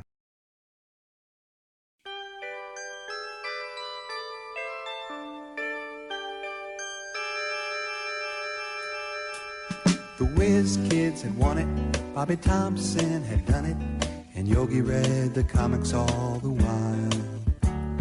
Rock and roll was being born, marijuana we would scorn. So down on the corner the national pastime went on trial. We're talking baseball, Klazuski, Campanella, talking baseball. The man and Bobby Fella, the Scooter, the Barber and the Nuke. They knew them all from Boston to Dubuque, especially Willie, Mickey, and the Duke. I cannot believe that it's October the 29th, and the one and only Blue Jay Hunter and I are still talking Blue Jays baseball. Not just baseball, Blue Jays baseball. We put this in our calendar for a weekly discussion every week, every Wednesday, starting the beginning of the year. And we put an end date. Well, I put my end date on it at the end of September. And here we are just week by week. And is this happening, Ian? Is this actually happening? Yeah, I think every day, I think most people in the Toronto hemisphere here are kind of pinching themselves, wondering, is this truly happening? Because, it's the Leafs, the Jays, the Raptors, it kind of made us many of us pretty cynical over the years, but yeah, everyone's on kind of cloud nine right now, save for the sleep deprivation and like the stress eating and all. Aside from all of that, it's been a really fun time. I am definitely feeling the sleep deprivation, 100%. Like I've got the constant fog in front of my eyes and my brain fog and all that stuff. I love the stress eating, for the record, because I love all that crap food that I'd pound it back. But our show has started both days, yesterday and today, with people just wanting to talk Blue Jays baseball. We all stayed up late. We're all excited, this and that. And I think Tony nailed it this morning when he called, Ian, because he said the Leafs could take a lesson from these Blue Jays, because these Blue Jays just don't know how to quit. They just and if you had a reason to quit, like that 18-inning marathon in Game 3 should have demoralized them. Maybe would have demoralized any other team besides these Blue Jays. Yeah, absolutely. I mean, I always feel like, the game 4 is always pivotal, right? Like it could have been 2-2 or 3-1. Like, could you imagine? And they basically played 2 games, a double header, essentially 2 nights ago, and just getting not the tar beat out of them, but yeah, like you said, it's pretty demoralizing to go through that. It's one thing to come out with it with a win, but to suddenly be behind in the series, use all the guys in your bullpen, empty your entire bench. But I think I saw a quote from Vlad from last night. He said after that game, he slept like a baby, basically, because he was so tired. So yeah, and it's really, you have to have a short memory in baseball. There's no sense in dwelling on what happened last night. They had their opportunities in game 3, plenty of chances.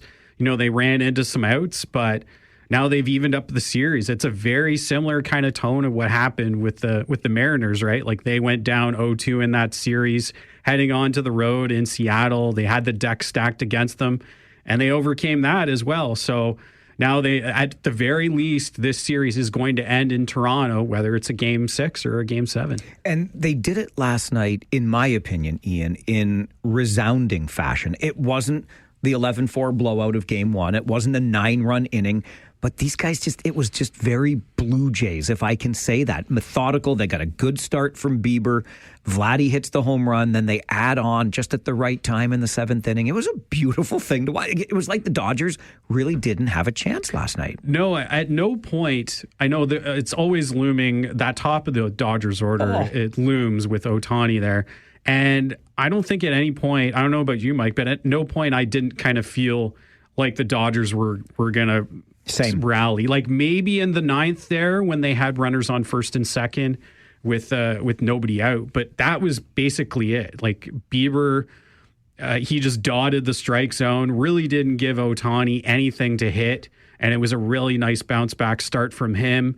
You get 2 innings of relief from the Blue Jays' new secret weapon in the bullpen, Chris Bassett, and Mason Fluharty gets a couple of big outs as well. And then Mr. Rubber Arm himself, Louis Varland, making his 13th appearance in the playoffs this season. And yeah, it was a quintessential Jays win because they had 11 hits. 9 of them were singles. They only had 2 extra base hits, one the double by Clement and the home run by Vladdy. But they just kind of nickel and dimed the Dodgers to death. And that was their MO during the regular season. So it was kind of nice to see them get back to that identity again in game 4, which was kind of missing a bit in game 3. I'm so excited by all of this. I could dominate your time, but it's for the Blue Jays fans, and we keep our phone lines open so you can dominate Ian's time too when he's here Wednesday mornings at 11. So let's get to the phones because our buddy Preston Paul has been waiting. Paul, good morning. Good morning, gentlemen. How are you today? We're doing well. We got a full night of sleep last night, so we're feeling a little bit better today than that night before. I know. I didn't know what to do with myself last night, going, okay, I got time here. What's going on? I know. A nice problem to have for once. Yeah. I would have loved to seen Chris Bassett come out for the 9th inning, and I'm not sure about these umpires here, man. They're supposed to be rated top of their class. They're not doing a very good job, I think. Yeah, I mean, I think probably the issue that most people were taking with last night was the strike zone. It was a little erratic, kind of all over the place, but I don't think that he really favored one team over the other. The night before, the Jays had that really questionable call where it was a really high strike to Dalton Varsho, and Varsho didn't hear the call, which caused Bo Bichette to start walking towards first base, and he got picked off. So, I mean, it's not the most egregious thing. I think when we're talking about the umpires, that's typically because there hasn't been much else to talk about. Luckily, they haven't really had a really big impact on this game. So, but yeah, it was a totally different. It's wild what 24 hours can do, Mike, right? Like the Blue Jays were kind of in their feelings a little bit after that 18-inning loss, and then they come back last night, and now series all tied up and pushing it to a 6th or a 7th game here. Major League Baseball should ban that little digital box that they put on the TV screen. We shouldn't see it because then we wouldn't be so upset with the umpires. Well, remember the days when there wasn't even the score bug on the you had to wait until the commercial break to find out what the score was. I think there is probably a little they're second guessing. And of course, you can go like a second after that pitch has been thrown and you can see it on the MLB site where it's been. So, the automatic ball strike thing, it can't come in soon enough, I think, to some people. But I think there still has to be a human element of the game. They're not going to get every call 100% right. But when it's really egregious ones, I think that's when people kind of shake their heads and go, man, we need to get these robots in here ASAP. Let's talk a little more about the play that you just alluded to, because, look, yes, it should have been ball 4. It was ball 4. The umpire just called it strike 2 instead. And yes, he called it too quietly, or Varsho moved too quickly, but I think we have to, I'm not trying to pick on him, but we got to hang a little bit on Bo Bichette here. Yeah. Like he didn't even try to get into a rundown when he realized he was dead man walking. It was a culmination of a lot of people falling through trapdoors. You had Varsho, he kind of threw his bat and started walking to first as if it was a walk. Now, the thing that I put on Twitter was that if he heard the strike, why did he keep walking? And then people said to me, well, maybe they didn't hear him. Because we have to remember the umps are mic'd up. Like on the broadcast, we hear them. But when you've got 45,000 screaming fans, I mean, maybe you don't hear that. So, it was a late call by the ump, an egregious call. Yeah, Bo Bichette kind of not really paying 100% attention, and Dalton Varsho just assuming that it was a walk too. And then all those things kind of culminated. And you wonder, I know you want to, hindsight's 20/20, but you wonder, could that have been a game-winning run, and could things be different? But we're here now. It's 2-2. I think hopefully that's a mistake the Jays never make again. Agreed. Okay, I also want to get into what Paul said about why Varland came in. I love your description of him, Mr. Rubber Arm, 13 appearances, but Bassett was looking just fine. So we'll talk a bit more about that and how rosters are managed, or lineups are managed, especially during 18-inning games. If you want to talk some Blue Jays baseball with Blue Jay Hunter, or you just want to give the team some support because everybody's got some Blue Jays fever, we'll continue the conversation on the Mike Farwell Show. Our phone lines are open on 570 News Radio and Rogers TV.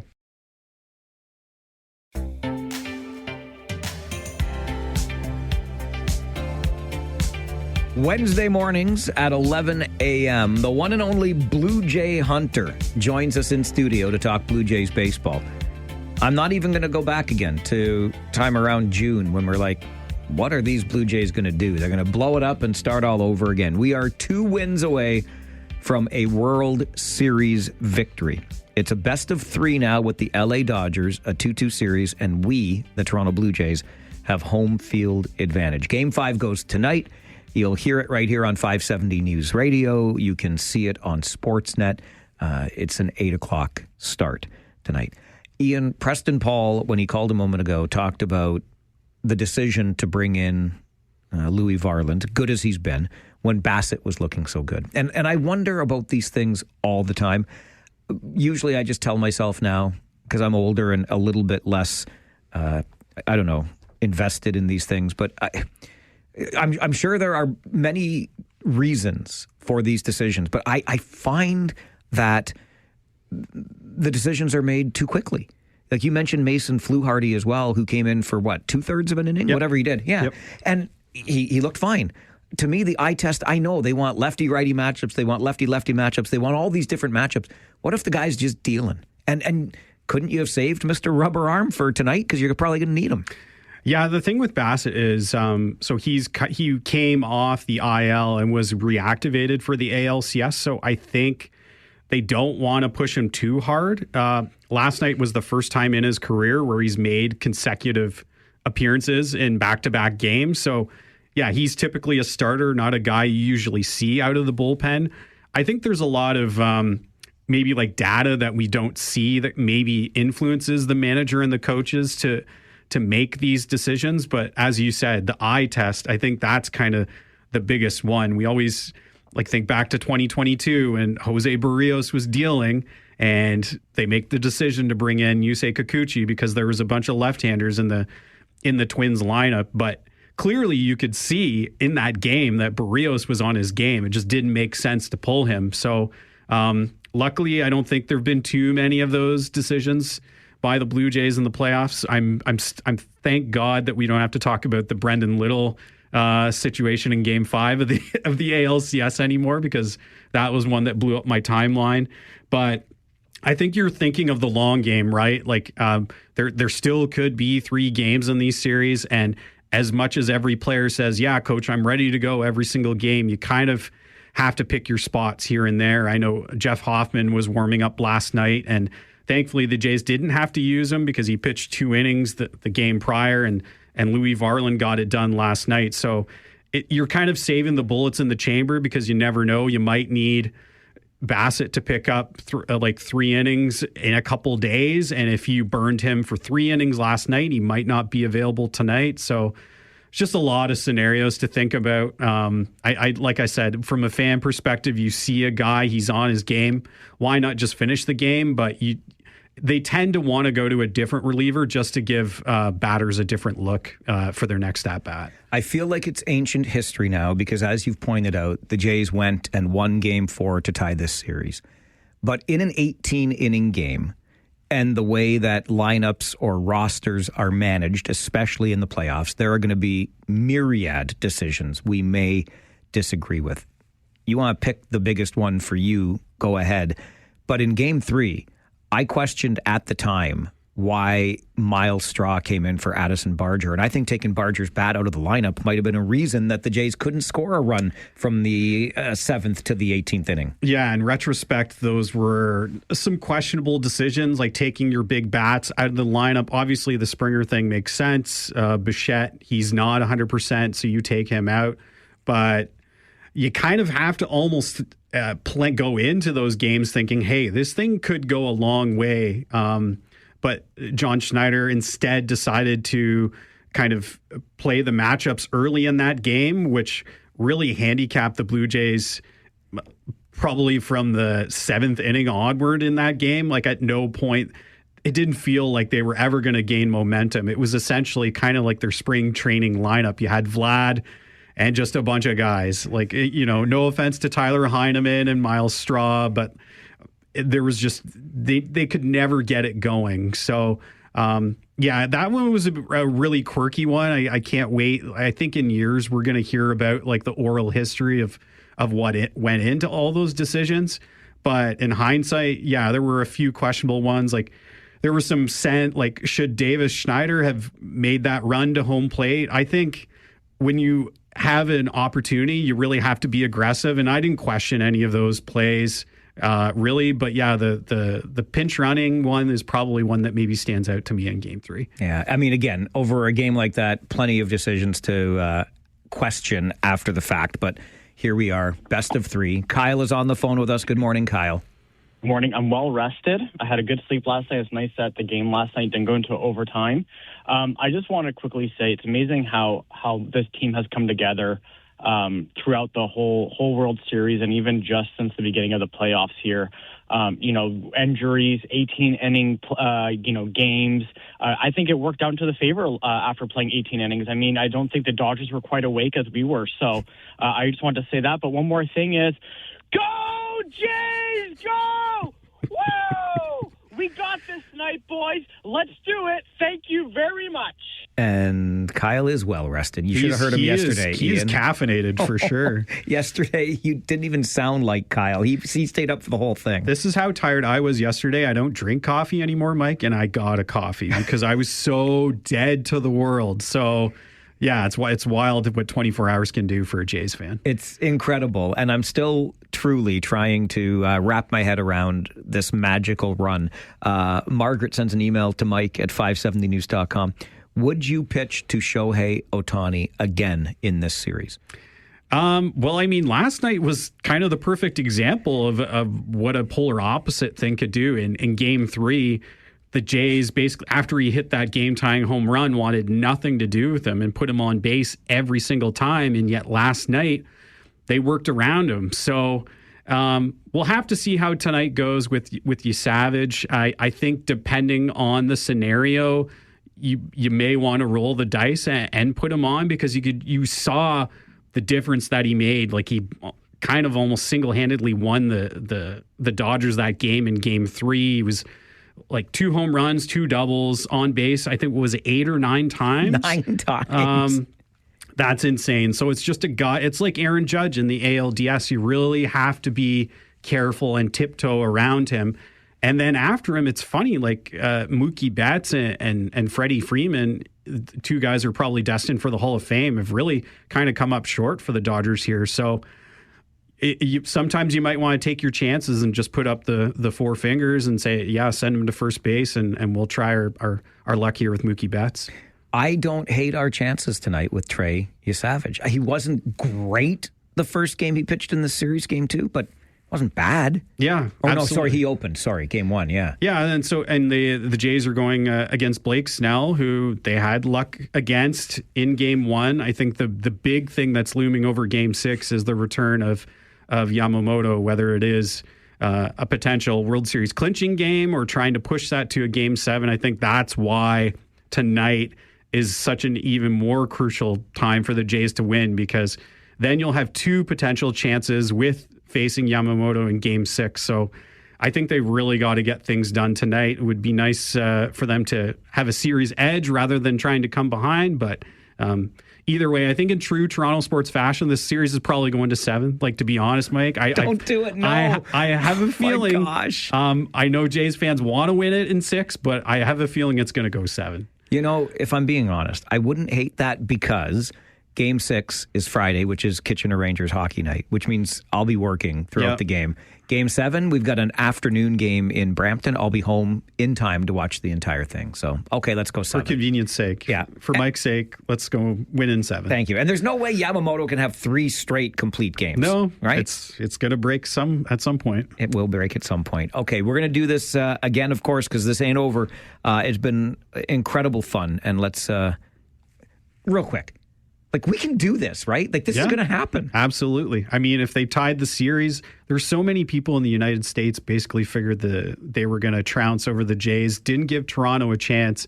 I think most people in Canada thought, the Jays are going to put up a fight here, and they certainly have. So why not win it all? Absolutely. Okay, we'll talk again soon. Thanks, right, Ian. Thank you. Ian Hunter is the Blue Jay Hunter, joins us Wednesday mornings, 11 o'clock on the Mike Farwell Show. This is 570 News Radio and Rogers TV.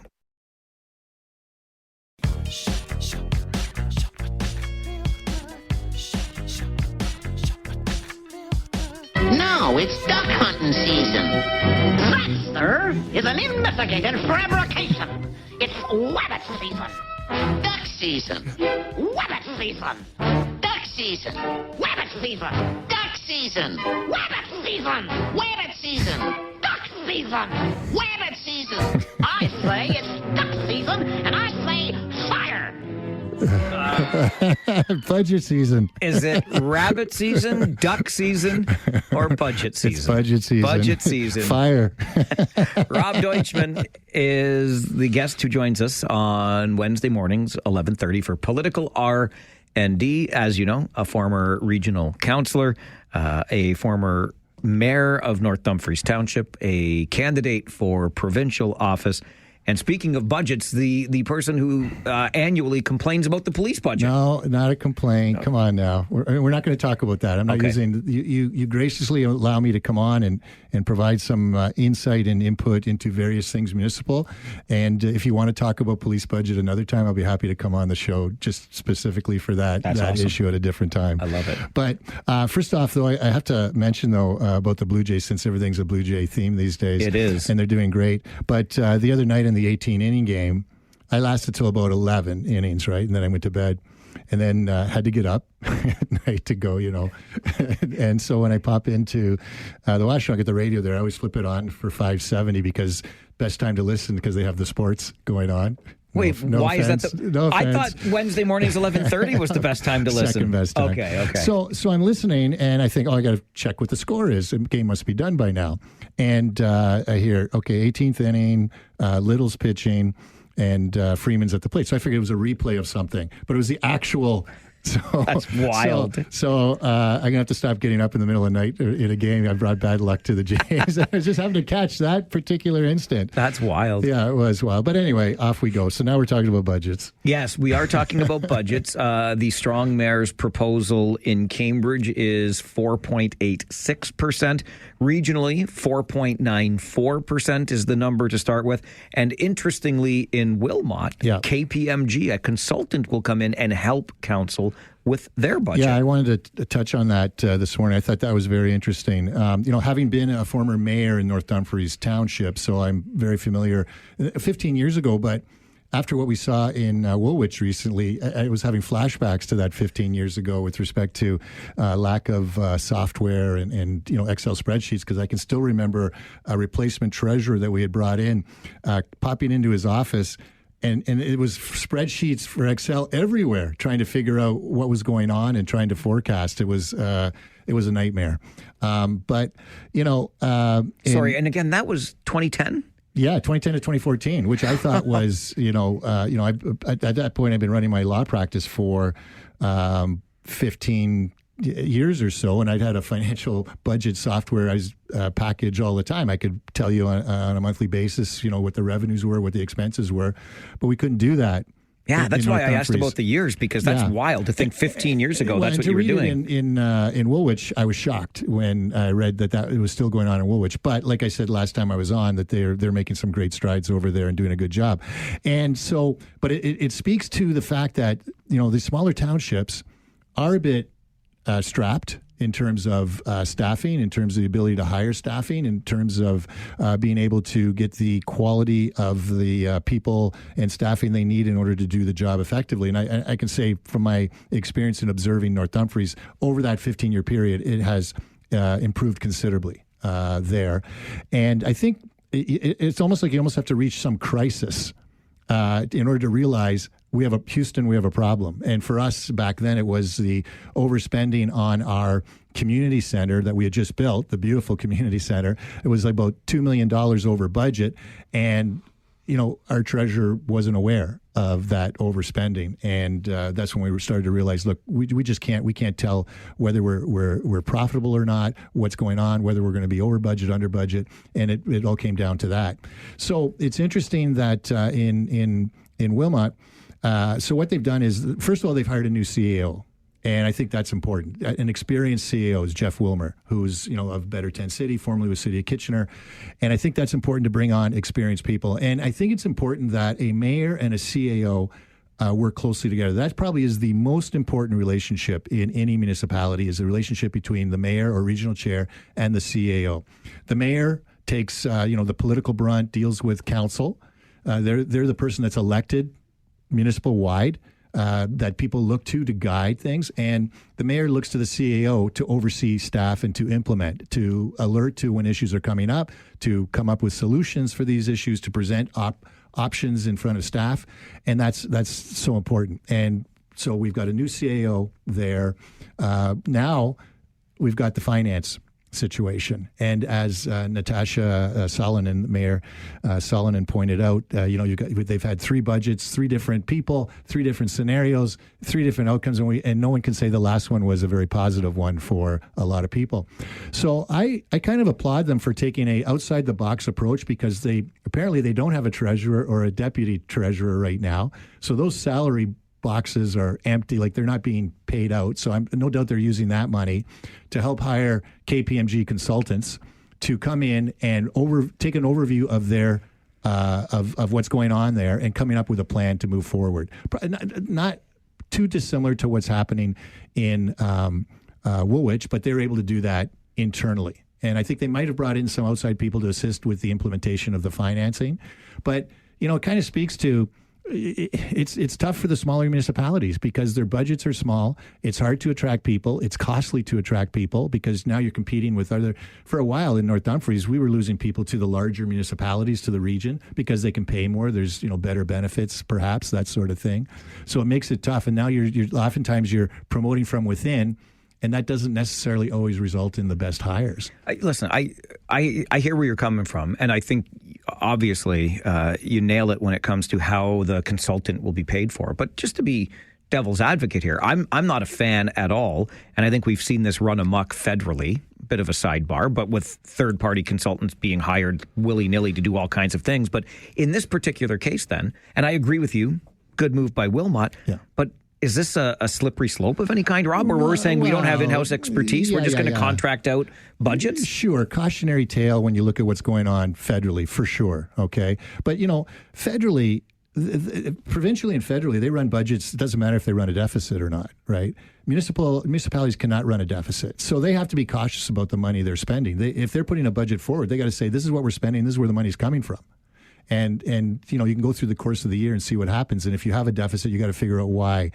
But Wilmot is in a situation where they need to understand what's going on, and they need to bring in professional help to assist them through it. This is a very good move by Wilmot, I would suggest, in terms of bringing in KPMG, because now they can bring in their expertise from a whole bunch of other municipalities, look at their situation, make recommendations. Like I just told you, we hired midway through my term, we had an older treasurer who retired. We brought in someone new who really had some municipal experience, but was a little bit different. It was hard to find somebody, and the person came in and they were lost in Excel spreadsheets. So it didn't help. It did not help. And so I think for a smaller municipality like Wilmot, and I can tell you, though, being a mayor at North Dumfries, I used to look up to Wilmot and Woolwich because I always thought, they're larger than us. They were 2 times the size. Budgets were bigger. Talking to the mayors, everything always seemed to be so great. But now looking back and seeing what's happened over the past couple of years, I can see that, things under the covers weren't as great as they were. And then you hear stories around the province. We talked about the one way up north by, was it Temiskaming or Kapuskasing or something, where they basically said, okay, come August, we're shutting the doors. Yeah. We can't pay for anything anymore. So smaller municipalities, and I was chatting with a former CAO from the area recently. We were talking about that story, and he said, it's not unusual. And he's still working as a CAO in a 2-tier area, and one of the smaller municipalities is running into problems. Not unusual that a municipality would shut the door, or is it that financial troubles? Having dire financial troubles. Isn't that a testament, though, Rob, sadly, to just not having qualified staff? Like, somebody's got to be forecasting here and realizing that the money's running out. Sure, but there's a lot of pressures. I mean, you could have a dwindling population base. You could have a dwindling manufacturing base. Look at what happened with COVID and the rise of prices and the cost for everything. We're going through pressures here. I mean, when you have 9% tax increases at the regional level the 2 years prior, that's significant because the costs are rising significantly, but some places just don't have that large a tax base to draw upon. While the region has, we're a growing, prosperous area, although maybe in the second half of this, we could talk about what I think are some of the threats that we need to be cautious of going forward. I feel similarly. Yeah, but, we're growing, prosperous. We have a lot of different things. We've got a tech sector, we've got a manufacturing sector, we've got a white collar, blue collar, we've got entertainment and other things. So we've got a variety of things for our base. But a lot of communities don't have that and are losing that. Like Prince Edward County, where I am, it relies on tourism. There is no manufacturing or anything out there to raise their revenue. It's the tourism trade. It's wineries. Well, the wineries are not like massive international wineries. They're like a couple of people that decided to grab 5 acres, and now they're making wine and hoping enough people show up to get them through for a season. So it's. That's the problem with a lot of the smaller municipalities. Rob Deutschman joins us every Wednesday morning at 11:30 for some political R&D. It is budget season, so let's get into some of those threats that our community may be facing as we enter budget season. The conversation continues on the Mike Farwell Show, 570 News Radio and Rogers TV. He's the former mayor of North Dumfries, a former regional councillor, and a provincial candidate. He is Rob Deutschman, initials R&D. That is a few formers in there. He joins us for political R&D every Wednesday morning, 11:30. Threats facing our community, Rob, as we enter budget season, kind of high level from where I'm sitting. We've heard about assessment growth being down. Last year, all the talk was about we added a Stratford city size to our community with the growth. And then we see transit revenue, not only ridership, but revenue being down. You're going to have to reevaluate what you're doing with GRT routes that exist today. Do they have to be cut, et cetera? These are high level things around the growth or the stagnating growth in the community that I think presents a challenge for budgets. What are you seeing for threats?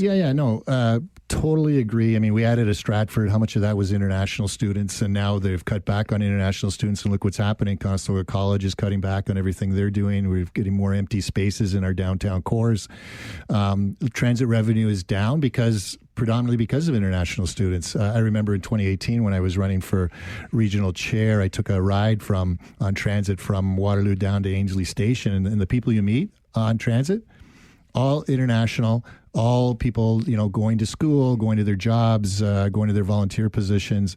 They rely on transit. It's crucial, but we also rely on them to help fund, the cost of transit. Not that it's fully funded, but so we have those threats in terms of what is the population. I know the region has said, well, now that allows us to grow more comfortably because now we're not going to have as many people and stuff, but we have those situations where do we start to consider to cut? And here's the threat that I'm concerned about. The threat I'm concerned about, and when I talk to friends who have businesses, manufacturing businesses and that sort of thing, I'm concerned about the Trump tariffs, and the impact here, especially just the recent shenanigans that have happened with respect to the federal government and provincial governments and not necessarily presenting a coordinated Team Canada approach to it. And who gets harmed by that? The people that run the machine shops, people that run the manufacturing businesses in our community, if those, right now we're protected by CUSMA for a lot of what we export down to the States, but CUSMA's coming up in a year. And I think what we have to do is we have to look at that and say, what is the worst case scenario? And in the worst case scenario, when people lose their jobs or lose their paychecks, and financially things become difficult. And we're seeing that right now in the U.S. where they have the shutdown going on, right, with the government. How many people now are missing a paycheck, going to the food banks, and having problems with all sorts of financial insecurity? That's the sort of situation that we're facing. And who's running the food banks? Who's running the housing? Who's running financial supports for housing? Cities are. So I think the cities need to take a look at their budgets and say, okay, look, we've got to work on paring down debt as much as we can and building up reserves as much as we can. So we're in a position to be able to assist people.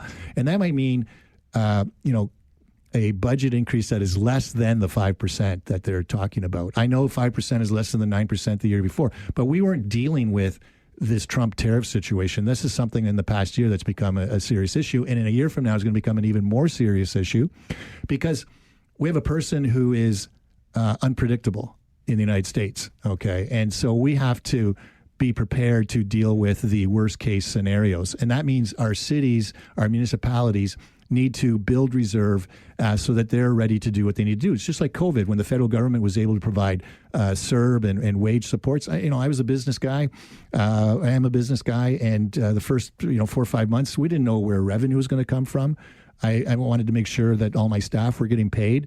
And it was a serious issue for a while. And the federal government came through with some supports. Now, you can question how long those supports went for, and maybe they went for too long, and that was one of the overspending problems. But to be able to assist in those initial stages, that is crucial. And so if you want to see what it might be like for us a year from now, just watch what's going on with the shutdown in the States. That could be our situation if manufacturers have to close down because they're no longer competitive and they're losing business to people in the United States. And we have to be prepared for the worst. You mentioned to me during the commercial break, and I think it's okay that I say it here, that the 5% target that the region is aiming for, you think has to be even lower. The cuts that would have to be, and I'm not saying I disagree, but the cuts you would have to make to achieve that, in my opinion, Rob, one of your threats becomes the backlash from the community. Well, first off, we're not really sure what the cuts are to get to the 4.95. Sure. Like they presented a budget and said, okay, we can get to 4.95. And then you listen to the debate and all you hear are people saying, it wasn't even sure what the cuts were that they're making. So we don't know.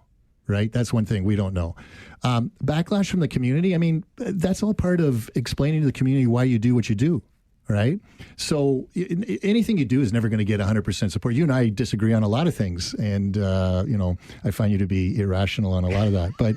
But that aside, that's such a curveball. But here we are today. Unfair. Here we are today having this friendly conversation. But you're never going to get people agreeing on everything. But I think from a planning perspective, down the road, because we just saw how much we've just given to the food bank over the past year or so. Because at one time the international student issue was causing a lot of problems and pressures on food bank use, because they were being told to come to Canada with an insufficient amount of money and weren't given proper information. So they show up here and it's more expensive and costly than it should be.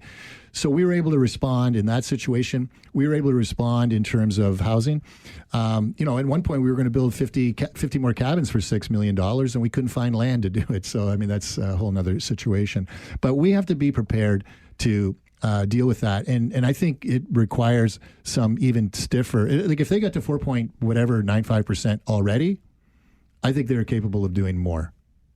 And I think other municipalities need to also consider doing more to cut back, but also to see about building reserves as well. It's a tough situation, but this is what's required given the circumstances that have arisen down south. So you've had, and we've got a couple of minutes left, but you've been part of budget discussions in the past. Yep. Where would you start cutting?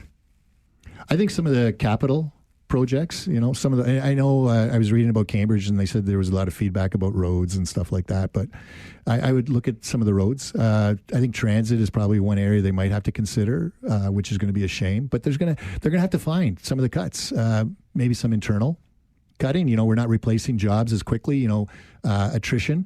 So we have to search. We already know that the debt level for the region is on the high side. The reserve situation is on the low side. Fortunately, we've maintained our AAA credit rating, but these are warning signs. So that if we want to be able to respond to what could be a very serious situation, we have to improve in those areas. We have to build up reserves and pare down debt as quickly as we can. And we have to find a way to participate in the funding of a new hospital. Well, right. Yes, that's important for our community. But we don't know the numbers for $1 billion. What are you, Dr. Evil? I'm just telling you what it is. Dr. Evil? No, he said 1 million. I know. Now it's $1 billion. I'm just trying to help here, Rob. I'm just trying to help. $1 billion is like Shohei Ohtani and pitching to Guerrero, and that's $1.2 billion right there. It was. And who got the better of that equation? Yeah, our boy Vladdy. Vladdy's Our your boy daddy. Vladdy. Always appreciate these conversations. Looking forward to the next one. Thanks, Mike. Rob Deutschman joins us Wednesday mornings, 11:30 for some political R&D. He does that because he's got experience in this regard, helps kind of draw back that curtain so we understand the challenges that our municipal governments are facing, and he lays them pretty bare here today. All right, I'm going to get you to the 570 News Center for an update, and then your Talkback Hour is about to begin. Open phone lines so that you can start the conversation. Maybe you're still coming down from that big Blue Jays win yesterday. Maybe you're worried about a 4.94% tax increase regionally or a 4.86% tax increase in Cambridge, whatever it is. We'll open the phone lines and hear from you. Talkback is next on the Mike Farwell Show, 570 News Radio and Rogers TV. Take out the papers and the trash, or you don't get no spending cash. If you don't scrub that kitchen floor, you ain't gonna rock and roll no more. Yakety yak. Don't talk back. Just finish cleaning up your room. Let's see that dust fly with that broom. Get all that garbage out of sight, or you don't go out Friday night. Don't talk back.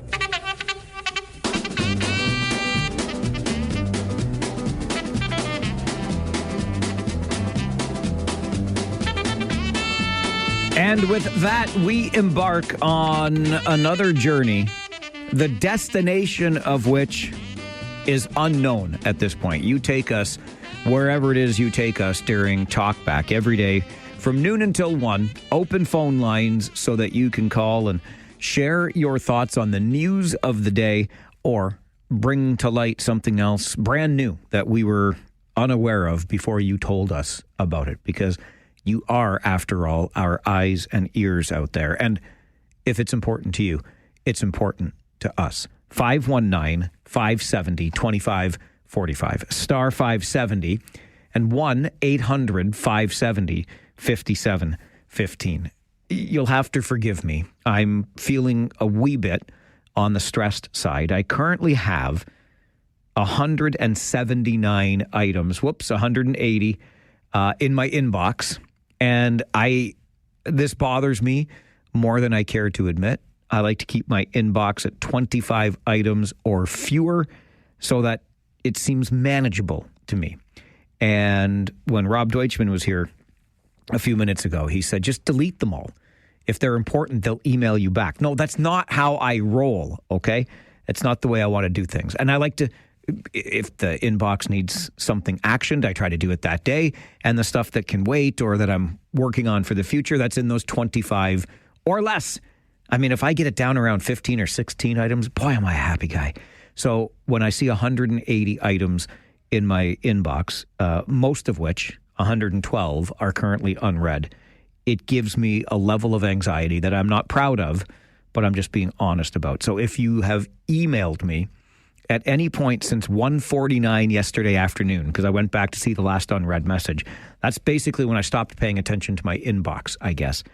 My apologies. I promise you, I will get to your emails and respond to those that require a response. I appreciate your emails. It's my fault that I'm behind. The Blue Jays have been a thing. Napping yesterday after the show was definitely a thing after the late game on Monday night that went 18 innings. I didn't stay up for the whole thing, but it certainly wore me out a little bit. And anyway, we're going to take care of this, but forgive me if I'm a wee bit stressed and or anxious during Talkback today. That also might mean that my patience is shorter with you. So maybe I'm apologizing in advance for cutting you off. I would never do that. I'm in a good frame of mind, despite having now 182 messages, 114 unread in my inbox. We had some fun earlier today asking the question, who should sing the national anthem before Game 6 on Friday night in Toronto at the Blue Jays game? I know there's another game tonight, and we'll get through that for sure, but there's guaranteed to be one back in Toronto. And we had a lot of fun guessing some names, Bryan Adams and Michael Bublé with multiple votes. I've decided, though, because I went back and looked up every anthem singer from every World Series game involving the Blue Jays back in 1992 and 1993. And George Fox sang the national anthem at what was then the Sky Dome before Game 6 in 1993. That's the game in which Joe Carter hit that legendary home run to win the World Series for the Blue Jays. And it was in Toronto.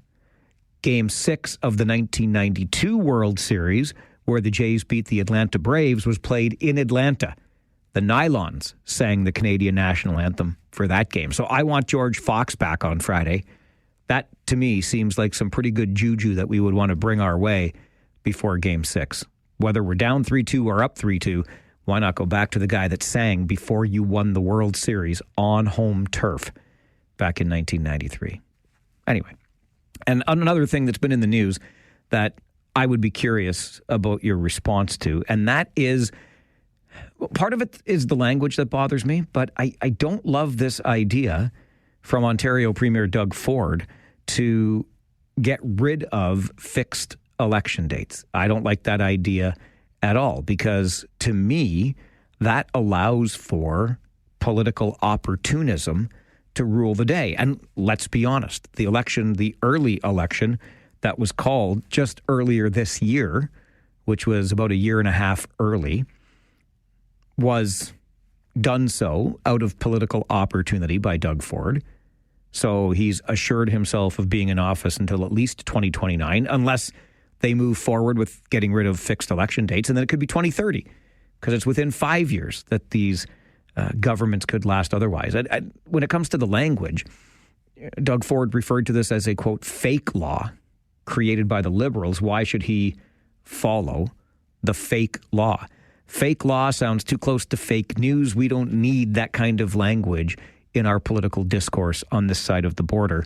Thank you very much. But I really don't care for any idea of a system whereby the people running the system are kind of in charge of whether or not we change the system, or they ask for our permission to continue running the system, right? I think fixed election dates are an excellent idea. That's why they were fixed in June. Remember the election last February? Do you remember the weather we had between January and March of this year? And how awful it was, and how that absolutely impacted voter turnout?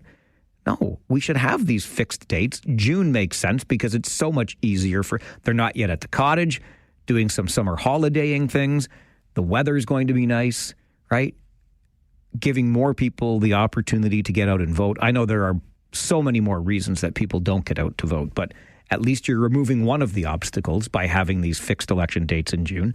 And it doesn't allow you to kind of set the ground rules for when you come back to the public for permission to continue the job.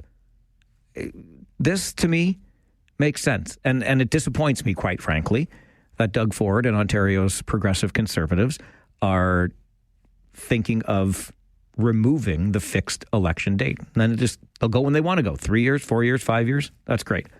There is another side of this. And to me, that is the complete and utter lack of opposition right now in Ontario. And so I'm speaking to anybody who identifies with a political party that is not the Conservatives right now.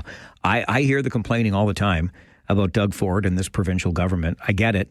But opposition parties, you best get your house in order, because Doug Ford really has no opposition right now. And I don't mean any disrespect to Marit Stiles or Mike Schreiner, the leaders of the Green or the NDP and the Greens, respectively. But we know that in this province, the NDP is kind of an afterthought, really. Ontarians simply have not forgiven the provincial NDP since Bob Ray's run of 5 years from 1990 to 95. Ray days, all of that stuff. We haven't gone back to them as a party. I don't think we take them entirely seriously. So there's no real opposition there. Mike Schreiner, God bless him and one other person, Kitchener Centre's Ashland Clancy, but it doesn't amount to any true opposition. And the Liberals have been a disaster since 2018. They can't even keep a leader in place now. They're trying again. The New Leaf Liberals are going to find the right person to lead this party that currently doesn't even have official. Do they have official party status yet? I don't think they do. They were referred to at Queen's Park yesterday by the Speaker as the third party. So anyway, I don't like the idea of removing fixed election dates. I don't like the language of calling it a fake law. And one of the other government representatives, I forget who it was, but described fixed election dates as American-style politics. You know what? There are things that the Americans are doing in politics that I do like. The two-party system, for example, makes it pretty clear who you're choosing, right? Instead of getting stuck with this whole, well, we got to unite the left. Oh, we got to unite the right. Why don't we just have one party on either side of that spectrum? My 2 cents from over here. The Talkback Hour is your chance to weigh in on the issues of the day, or maybe you just want to celebrate the Blue Jays. It's completely up to you on the Mike Farwell Show. This is 570 News Radio and Rogers TV.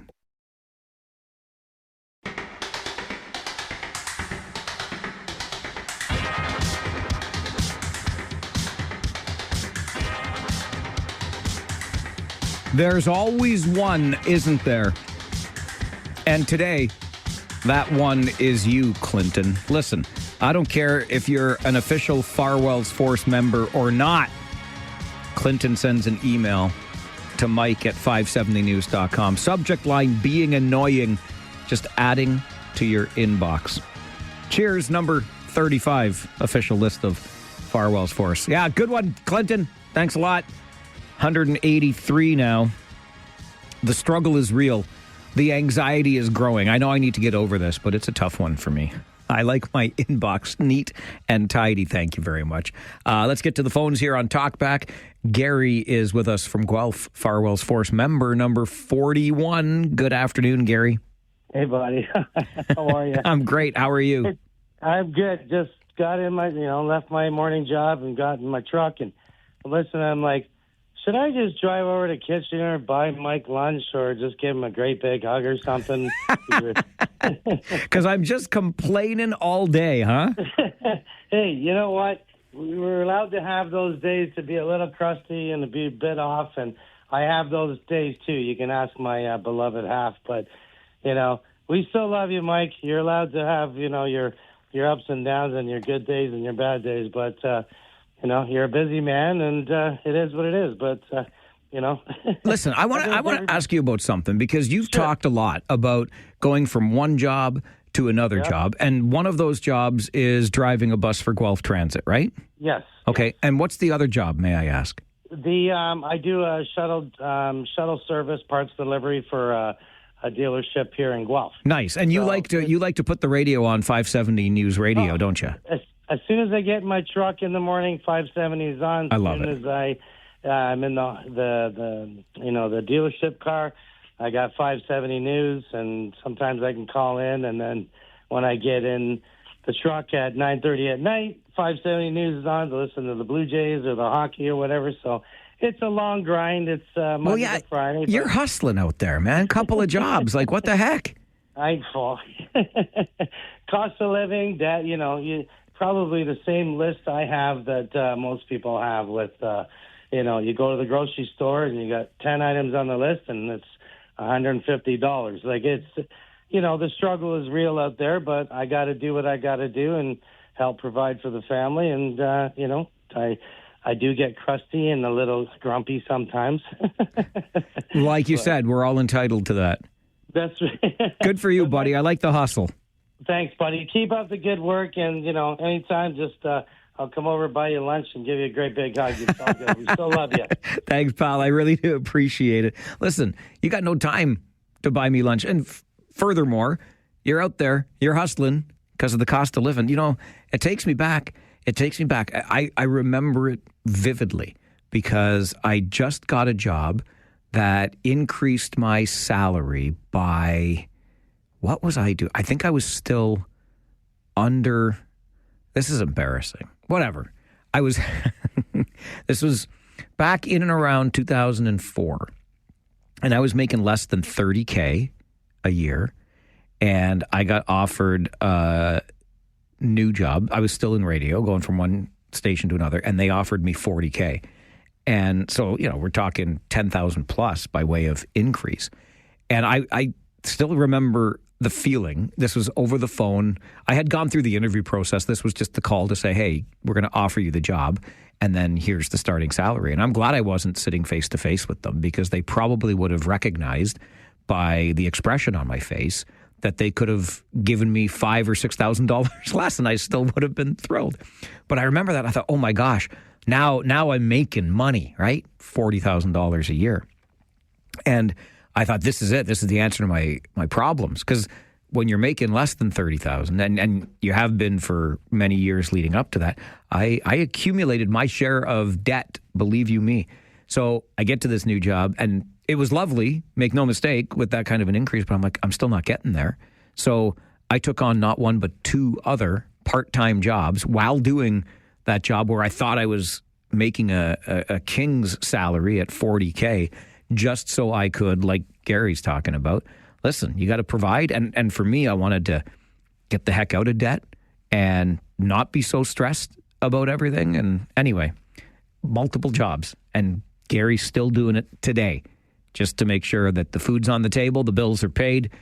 He's helping to contribute to the household. It's funny how the more things change, the more they stay the same, eh?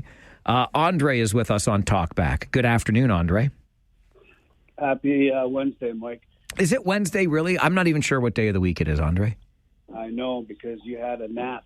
I did have a nap. So, you know what? I feel like, and it was such a long nap, I napped for almost 2 hours yesterday afternoon. Don't get mad. Don't hate the napper, okay? I was up late the night before like you were, but almost 2 hours. And I feel like, maybe that made it seem like I slept through another day or something. You nap on the couch?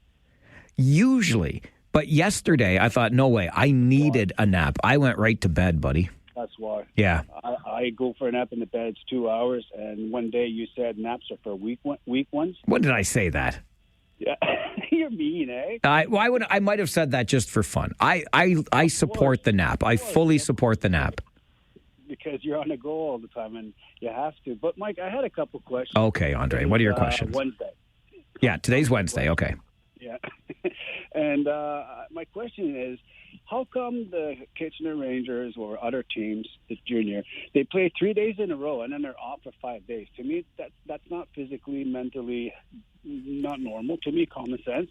And the other one is, how come Toronto, the Blue Jays, have a better season because the Dodgers, like you said, came back just in time in a normal season, and now they're playing 3 games in LA, correct? Yes. Okay. But okay, let's take the first question first, okay?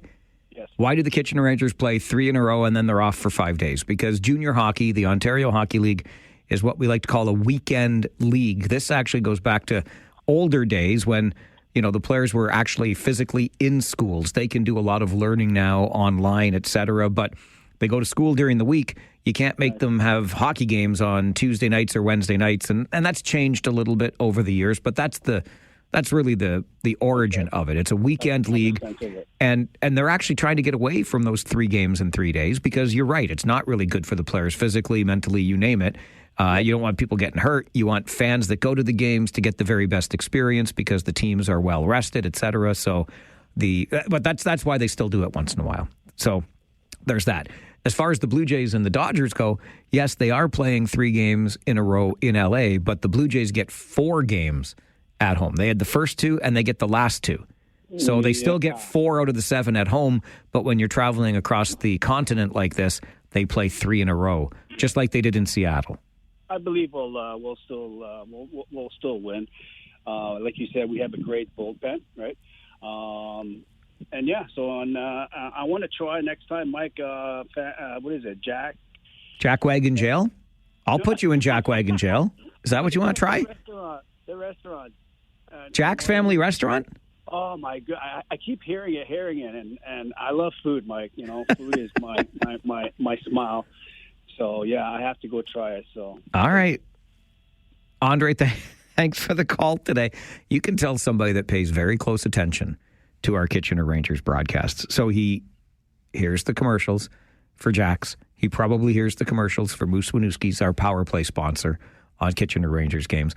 And listen, if you're looking for a spot to watch the Blue Jays, how many screens you got over there now? Moosey's? Like so many. Big sports bar experience. Lots of great places to go. Or you can stay on your couch in case it goes to 18 innings and you have to fall asleep again like I did the other night. There's also that possibility. This is your daily opportunity for open line radio. Share your thoughts with the world, or at least the 193 and counting members of Farwell's force. A force for good, a force for change, a force to be reckoned with. They are paying attention every single day when they're not napping because the Jays game the night before went really, really long. If you're still celebrating the Blue Jays and you want to talk about that, we're up for it. If you want to tell us who you think should sing the national anthem for Game 6, the Canadian national anthem, before that game in Toronto on Friday, we're open to that. And why are we getting rid of fixed election dates in Ontario? A fake law? That sounds like fake news. Me no likey the language there, Premier Ford. Talkback continues on the Mike Farwell Show, 570 News Radio and Rogers TV.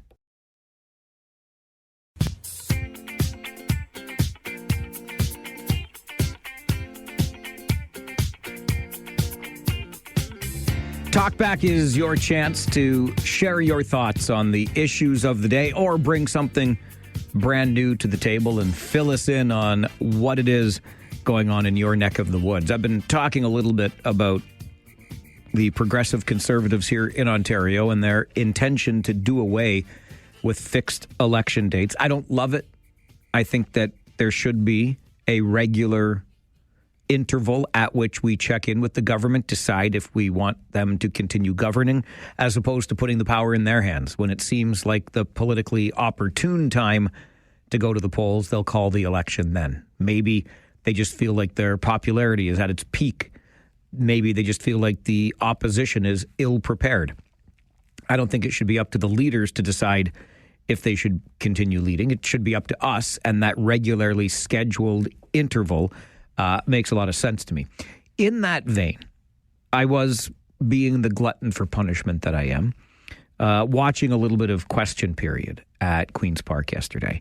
And Ontario Liberal interim leader, John Fraser, got up to speak and ask a question. And it just struck me, and I clipped this audio so that I could play it for you, because these are grown-ups, okay, that come to us every 4 years or so, ask for our support to send them back to do the job of the provincial government.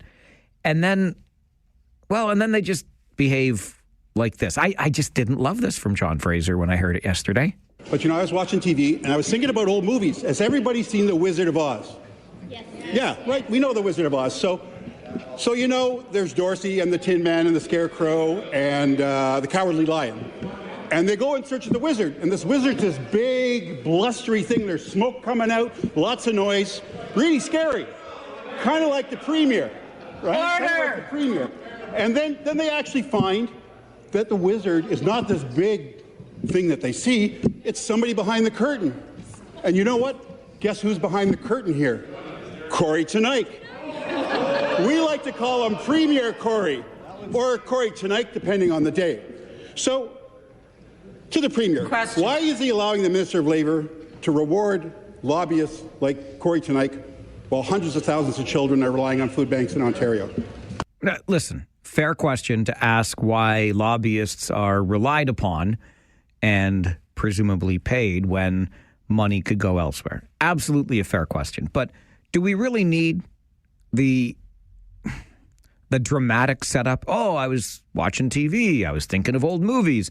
We got this, we got that. Oh, yeah, scary, like the premier. Like, is this really the kind of behavior we are condoning and or electing? I don't know. And then you probably heard just before John Fraser got to the question, a woman's voice saying, question. In other words, can you get to the question, please? Because they're only given so much time on the floor of the House of Commons in Ottawa or on the floor of the provincial legislature at Queen's Park.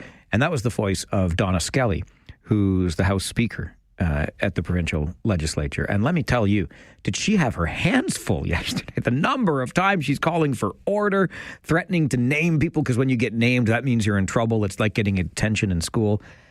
I don't know. I would just hope, I really would, for something with a little higher level of, I'm not trying to be unkind, but intellectual debate and discussion. Like you're just going for low hanging fruit here. You're trying to get a soundbite, and I guess I just gave you one. But fair question to ask about lobbyists. I don't know that it needed the dramatic setup. That was just something that caught my ear when I followed the goings on at Queen's Park yesterday. I went down a bit of a rabbit hole before the show this morning because I had received an email from Barb, who, this was last night just as the Blue Jays game was beginning. And she did not like the national anthem performed by Deborah Cox. And the night before, it was J.P. Sachs who sang the Canadian national anthem before the World Series game in L.A. And J.P. Sachs took some lumps for his performance. The internet went wild. We talked about it on the show. And then yesterday, Barb's like, I didn't like the one by Deborah Cox either. So it just got me thinking about anthems in general. And since we're going to have a Game 6 on Friday in Toronto, who should sing the anthem? And the rabbit hole I ended up going down was who sang the national anthems before World Series games back in 1992 and 1993. Well, this is who. In 1992, the first World Series game that the Toronto Blue Jays ever appeared in was played at Fulton County Stadium in Atlanta. But Michael Burgess, the Phantom of the Opera himself, sang the Canadian national anthem at that game in Atlanta. Game 2 in Atlanta back in 1992, none other than Tom Cochrane. The very first World Series game to be played on this side of the border in Toronto, 1992's Game 3, it was Anne Murray, who was my first thought of who I think should sing before Game 6 on Friday. That was my first thought. She sang before the first ever World Series game in Canada. Game 4 was Michelle Wright back in 1992. That game also in Toronto. And Game 5 was Prairie Oyster, singer out of London, Ontario, and the band, Prairie Oyster.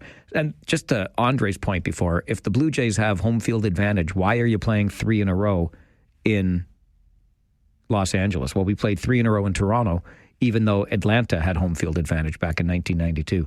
And then before Game 6, back in Atlanta in 1992, when the Jays won it, it was the Nylons that sang the national anthem.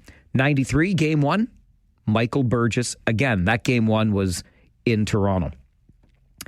Game 2, also in Toronto in 1993. How about Rita McNeil singing the anthem? Game 3 back in 93, it was none other than Dan Hill. That game was back in Philadelphia because we played 3 in a row in Philly. Game 4 of 1993, a woman by the name of Sherry Jaycock. I don't know who she is. I hit the little link to learn more about her. It just took me to an Amazon page to buy her music. I don't know. Game 5 back in 1993, Brent Carver on Broadway, Tony Award-winning singer. And what I found interesting, that Game 5 back in 93 in Philadelphia, Brent Carver sings for the national anthem for Canada. Scott Bakula, the actor, sang the U.S. national anthem. I thought that was interesting. And then Game 6 in Toronto back in 1993, the day that Joe Carter hit his World Series winning home run, George Fox sang the anthem. And though my initial thought was Anne Murray should sing before Game 6 on Friday night back in Toronto in this series, when I heard that George Fox, or when I learned by going down that rabbit hole that George Fox sang before the last time we won a World Series in Toronto, I don't know, but I got to think that's some pretty good juju. Speaking of the anthems that have been sung recently and the responses to them, particularly J.P. Saxe, people just didn't like the performance, but there was something else people didn't like about J.P. Saxe's rendition of the Canadian national anthem, O Canada, on Monday night. O Canada, our home, our native land. Not the first person to do it, but took it upon himself to change the lyrics of O Canada, our home on native land, instead of our home and native land. Don't know how you feel about a performer taking it upon themselves to change the lyrics, to change the words to O Canada. But if you loved it or lumped it, you know, I'm always happy to hear your thoughts on things. Mark is on the phone with us. Good afternoon, Mark. Afternoon, Mike. Man, you talk a lot. That's my job, Mark. Holy smokes. How much do you want to talk? A lot or a little? No, you're doing just great. Couple of things, Mike. Yes, sir. You said you were going to drive 48 in a 40. I know. I haven't done it yet. I've got to do it, Mark. It's on my mind. I promise. I'm going to do it. I'm going to do it. Okay, I was just wondering. Yeah. And the national anthem, how about Bieber? That's not a bad idea. What do you think, Mike? That would, a lot of young kids. I think that'd be a pretty cool thing. All right. Okay, Mike. That's it? That's all I got for you, bud. All right, Mark. Thanks very much. It's good to hear from you. Listen, I got nothing against the Biebs, Shane or Justin.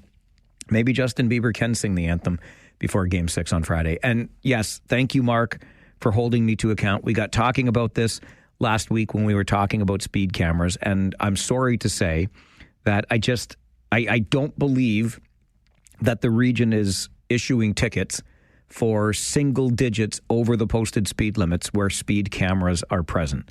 I don't think that's happening. I've heard the stories. I got one for going 3 or 4 over. I don't think that's happening. So I promised to put it to the test. I'm going to drive on Weber Street in front of Sunnyside School where it's a 40 on a 4-lane road, and I'm going to go 48. I'm going to make sure I record this. I'll bring my beloved along. She can do the camera work. And I'll share. I will. Because in all honesty, I think doing 48, 20 over in a 40 zone, that's ticket worthy. But I'm willing to run the risk to find out. So we'll know.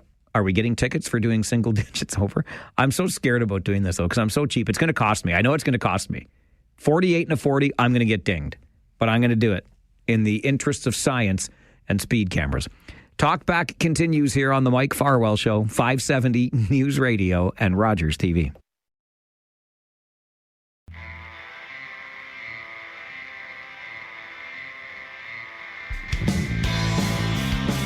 Interesting email from Russell to Mike at 570news.com regarding Canada. Russell also changes the words to suit himself. He says, I changed it to the original I sang in school. I just can't ask something I don't believe in to keep our land glorious and free. God, keep our land. But it's interesting to think back because of that change to the way the anthem used to be sung. This is the guy that I want to, I think now, have sing our anthem before Game 6 on Friday night in Toronto. The same guy who sang the anthem before Game 6 in Toronto back in 1993, George Fox. But the anthem sounded a little different in 93. Oh, Canada, our home and native land, true patriot love in all thy sons' command. In all thy sons' command. Does anybody remember that lyric? It's now in all of us command. Back to the phones here on Talkback. Marv, good afternoon. Good day, Mike. How are you doing today? I'm doing very well, thank you. How are you? Not bad. I would probably have the lead singer from Rush to do the national anthem. Yeah, you would, Marv, because that would be amazing, wouldn't it? Yeah. Well, he would, because he's always there at the games, right? Exactly. You just bring him down from his seat. He only sits like 2 or 3 rows back, and then let him sing and put him right back in his seat. Yeah, and also with the national anthem that he from Monday night, I think he destroyed the national anthem, as far as I'm concerned, and that's just my thoughts on that too. So, destroyed it because he changed the lyrics, or destroyed it because he performed it so poorly? Both. Actually. So yeah, and that's my thoughts on those 2 items, and let's see how the Rangers can do on the weekend, right? I'm also looking forward to that, my friend. I really am. All right, then, Mike. Thank you very much for listening to me. Thank you, Marv. I really appreciate the call. All right. Thank you very much. Enjoy your day. All right. Bye-bye. Bye-bye. I also had another question. I think it was Brian. My emails, I'm sorry, I'm a little bit behind. But Brian had asked, speaking of the Rangers this weekend, will there be a change to the game time on Friday night? I sincerely doubt that's the case. It's just one of those things, and I felt this all last weekend, believe me. Games 1 and 2, Friday, Saturday. I was at the Memorial Auditorium, obviously, on Friday, in Barrie on Saturday, where they started the game at 7:30. My goodness gracious. At least on Friday, I got home for the end of the game, the end of the Blue Jays game, that is. But Saturday, it was a lost cause. It's incredible, but it happens, right? The Blue Jays are in the World Series, and we are competing. Just imagine, try to put yourself in the shoes of the folks in the front office at the Kitchener Memorial Auditorium. Friday is October the 31st, so you're trying to attract fans to your arena to watch a hockey game when the kids could be trick-or-treating, or you could be watching Game 6 of the World Ding-Dang Series. That's a tough nut, but I know Rangers fans, like Marv, we're going to show up in full force to cheer on the Rangers versus the Sudbury Wolves. I know we are, and we'll just keep half an ear on the Blue Jays game, too. Norm, you're on Talkback. Good afternoon. Hello, Norm. Yes. Hi, Mike. The best rendition I ever heard was the Good Brothers from Elmira. They did one of the best renditions ever. The harmonies were unbelievable. Are you one of the Good Brothers, Norm? I'm not. Oh, okay. I do have a band, but I'm not the Good Brothers. But anyways, and one other subject, I got a ticket the other day. Well, before school even started, I didn't know the cameras were there. It's 30, and I got a 61. Now, 61, I just did it the other day, not in front of the cameras, but Mike is still crawling, doing 60 kilometers an hour. I think they did it all wrong. They should have given somebody a warning on the first one so they know the cameras are there. And 30 is ridiculous. 40 is still ridiculous, but if they're going to do something, they should have set it up properly in the first place. So that's my little rant, and you have a good day. Thank you, Norm. You as well. Good to hear from you. I'll tell you what, I very dutifully and in a law-abiding fashion went from a 40 into a 30 while driving last evening, and 30 is crawling. 61, I'm not sure. I'm not sure I'd ever define 61 as crawling, but nonetheless, the way I know how vehicles feel today. I drive one too. Deb, good afternoon. You're on Talkback. Hey, Mike, how's it going? Great, thanks. How's it going with you? Not bad at all. I'd Good. just like to throw my suggestion into the hat for who sings the national anthem. Who you got? I got Heather Rankin. Nice choice. Yeah. Okay. Let's make it happen. Okay, we'll see what we can do, Deb, from your lips to the Blue Jays' ears, okay? All right, sounds great. Thanks Have a for good day. you too. Bye-bye. A member of the Rankin family. Great Canadian singers. Great Canadian singers. Curtis, good afternoon. You're on Talkback. Afternoon, Mike. Just one thing. Anybody who changes the national anthem should be made to follow anybody walking a dog and pick up the poo with their hands. Have a great day. Pick up the poo with their hands. Can I? So not to be vulgar or anything, but since Curtis went far more vulgar than I would go, I think we were just walking out of the house. Doesn't matter. Somebody left, and I have a dog, right? And I dutifully and in a law-abiding fashion pick up after Rosie, the pandemic pup. Although she's a weirdo. She rarely, and I do mean rarely, does her business while we walk. I don't really know why. I think she's just a little shy that way. She likes her backyard bathroom. Anyway, I think we were leaving one day out the front door to take our walk, and so I cut across my lawn because it's my lawn. And somebody had left their dogs and droppings behind. And I'm like, why do you do that? Like, what? How? Like, honestly, you let your dog just poop on somebody else's lawn and then you just merrily go about the rest of your dog walk. That is simply not cool. And here's the thing. This has happened before, and I have picked it up because I have a dog. I'm used to this. The weirdest thing, though, and if you are a dog person, am I the only one that feels this way? It was like it was more difficult for me. Like I pick up Rosie's poop, but some strange dog's poop. I didn't see the dog.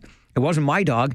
It felt weird. I kind of like, would that be like changing somebody else's diaper? I don't know. I used to babysit and change diapers. They weren't my kids. It didn't feel, I don't know, but it was just strange to me. I'm like, I don't want to pick up this poop. And I tell myself, but you pick up Rosie's poop all the time. Whatever. Dog poop is dog poop, right? Not in this particular case. Bottom line is this. When you're walking your dog, pick up after the dog.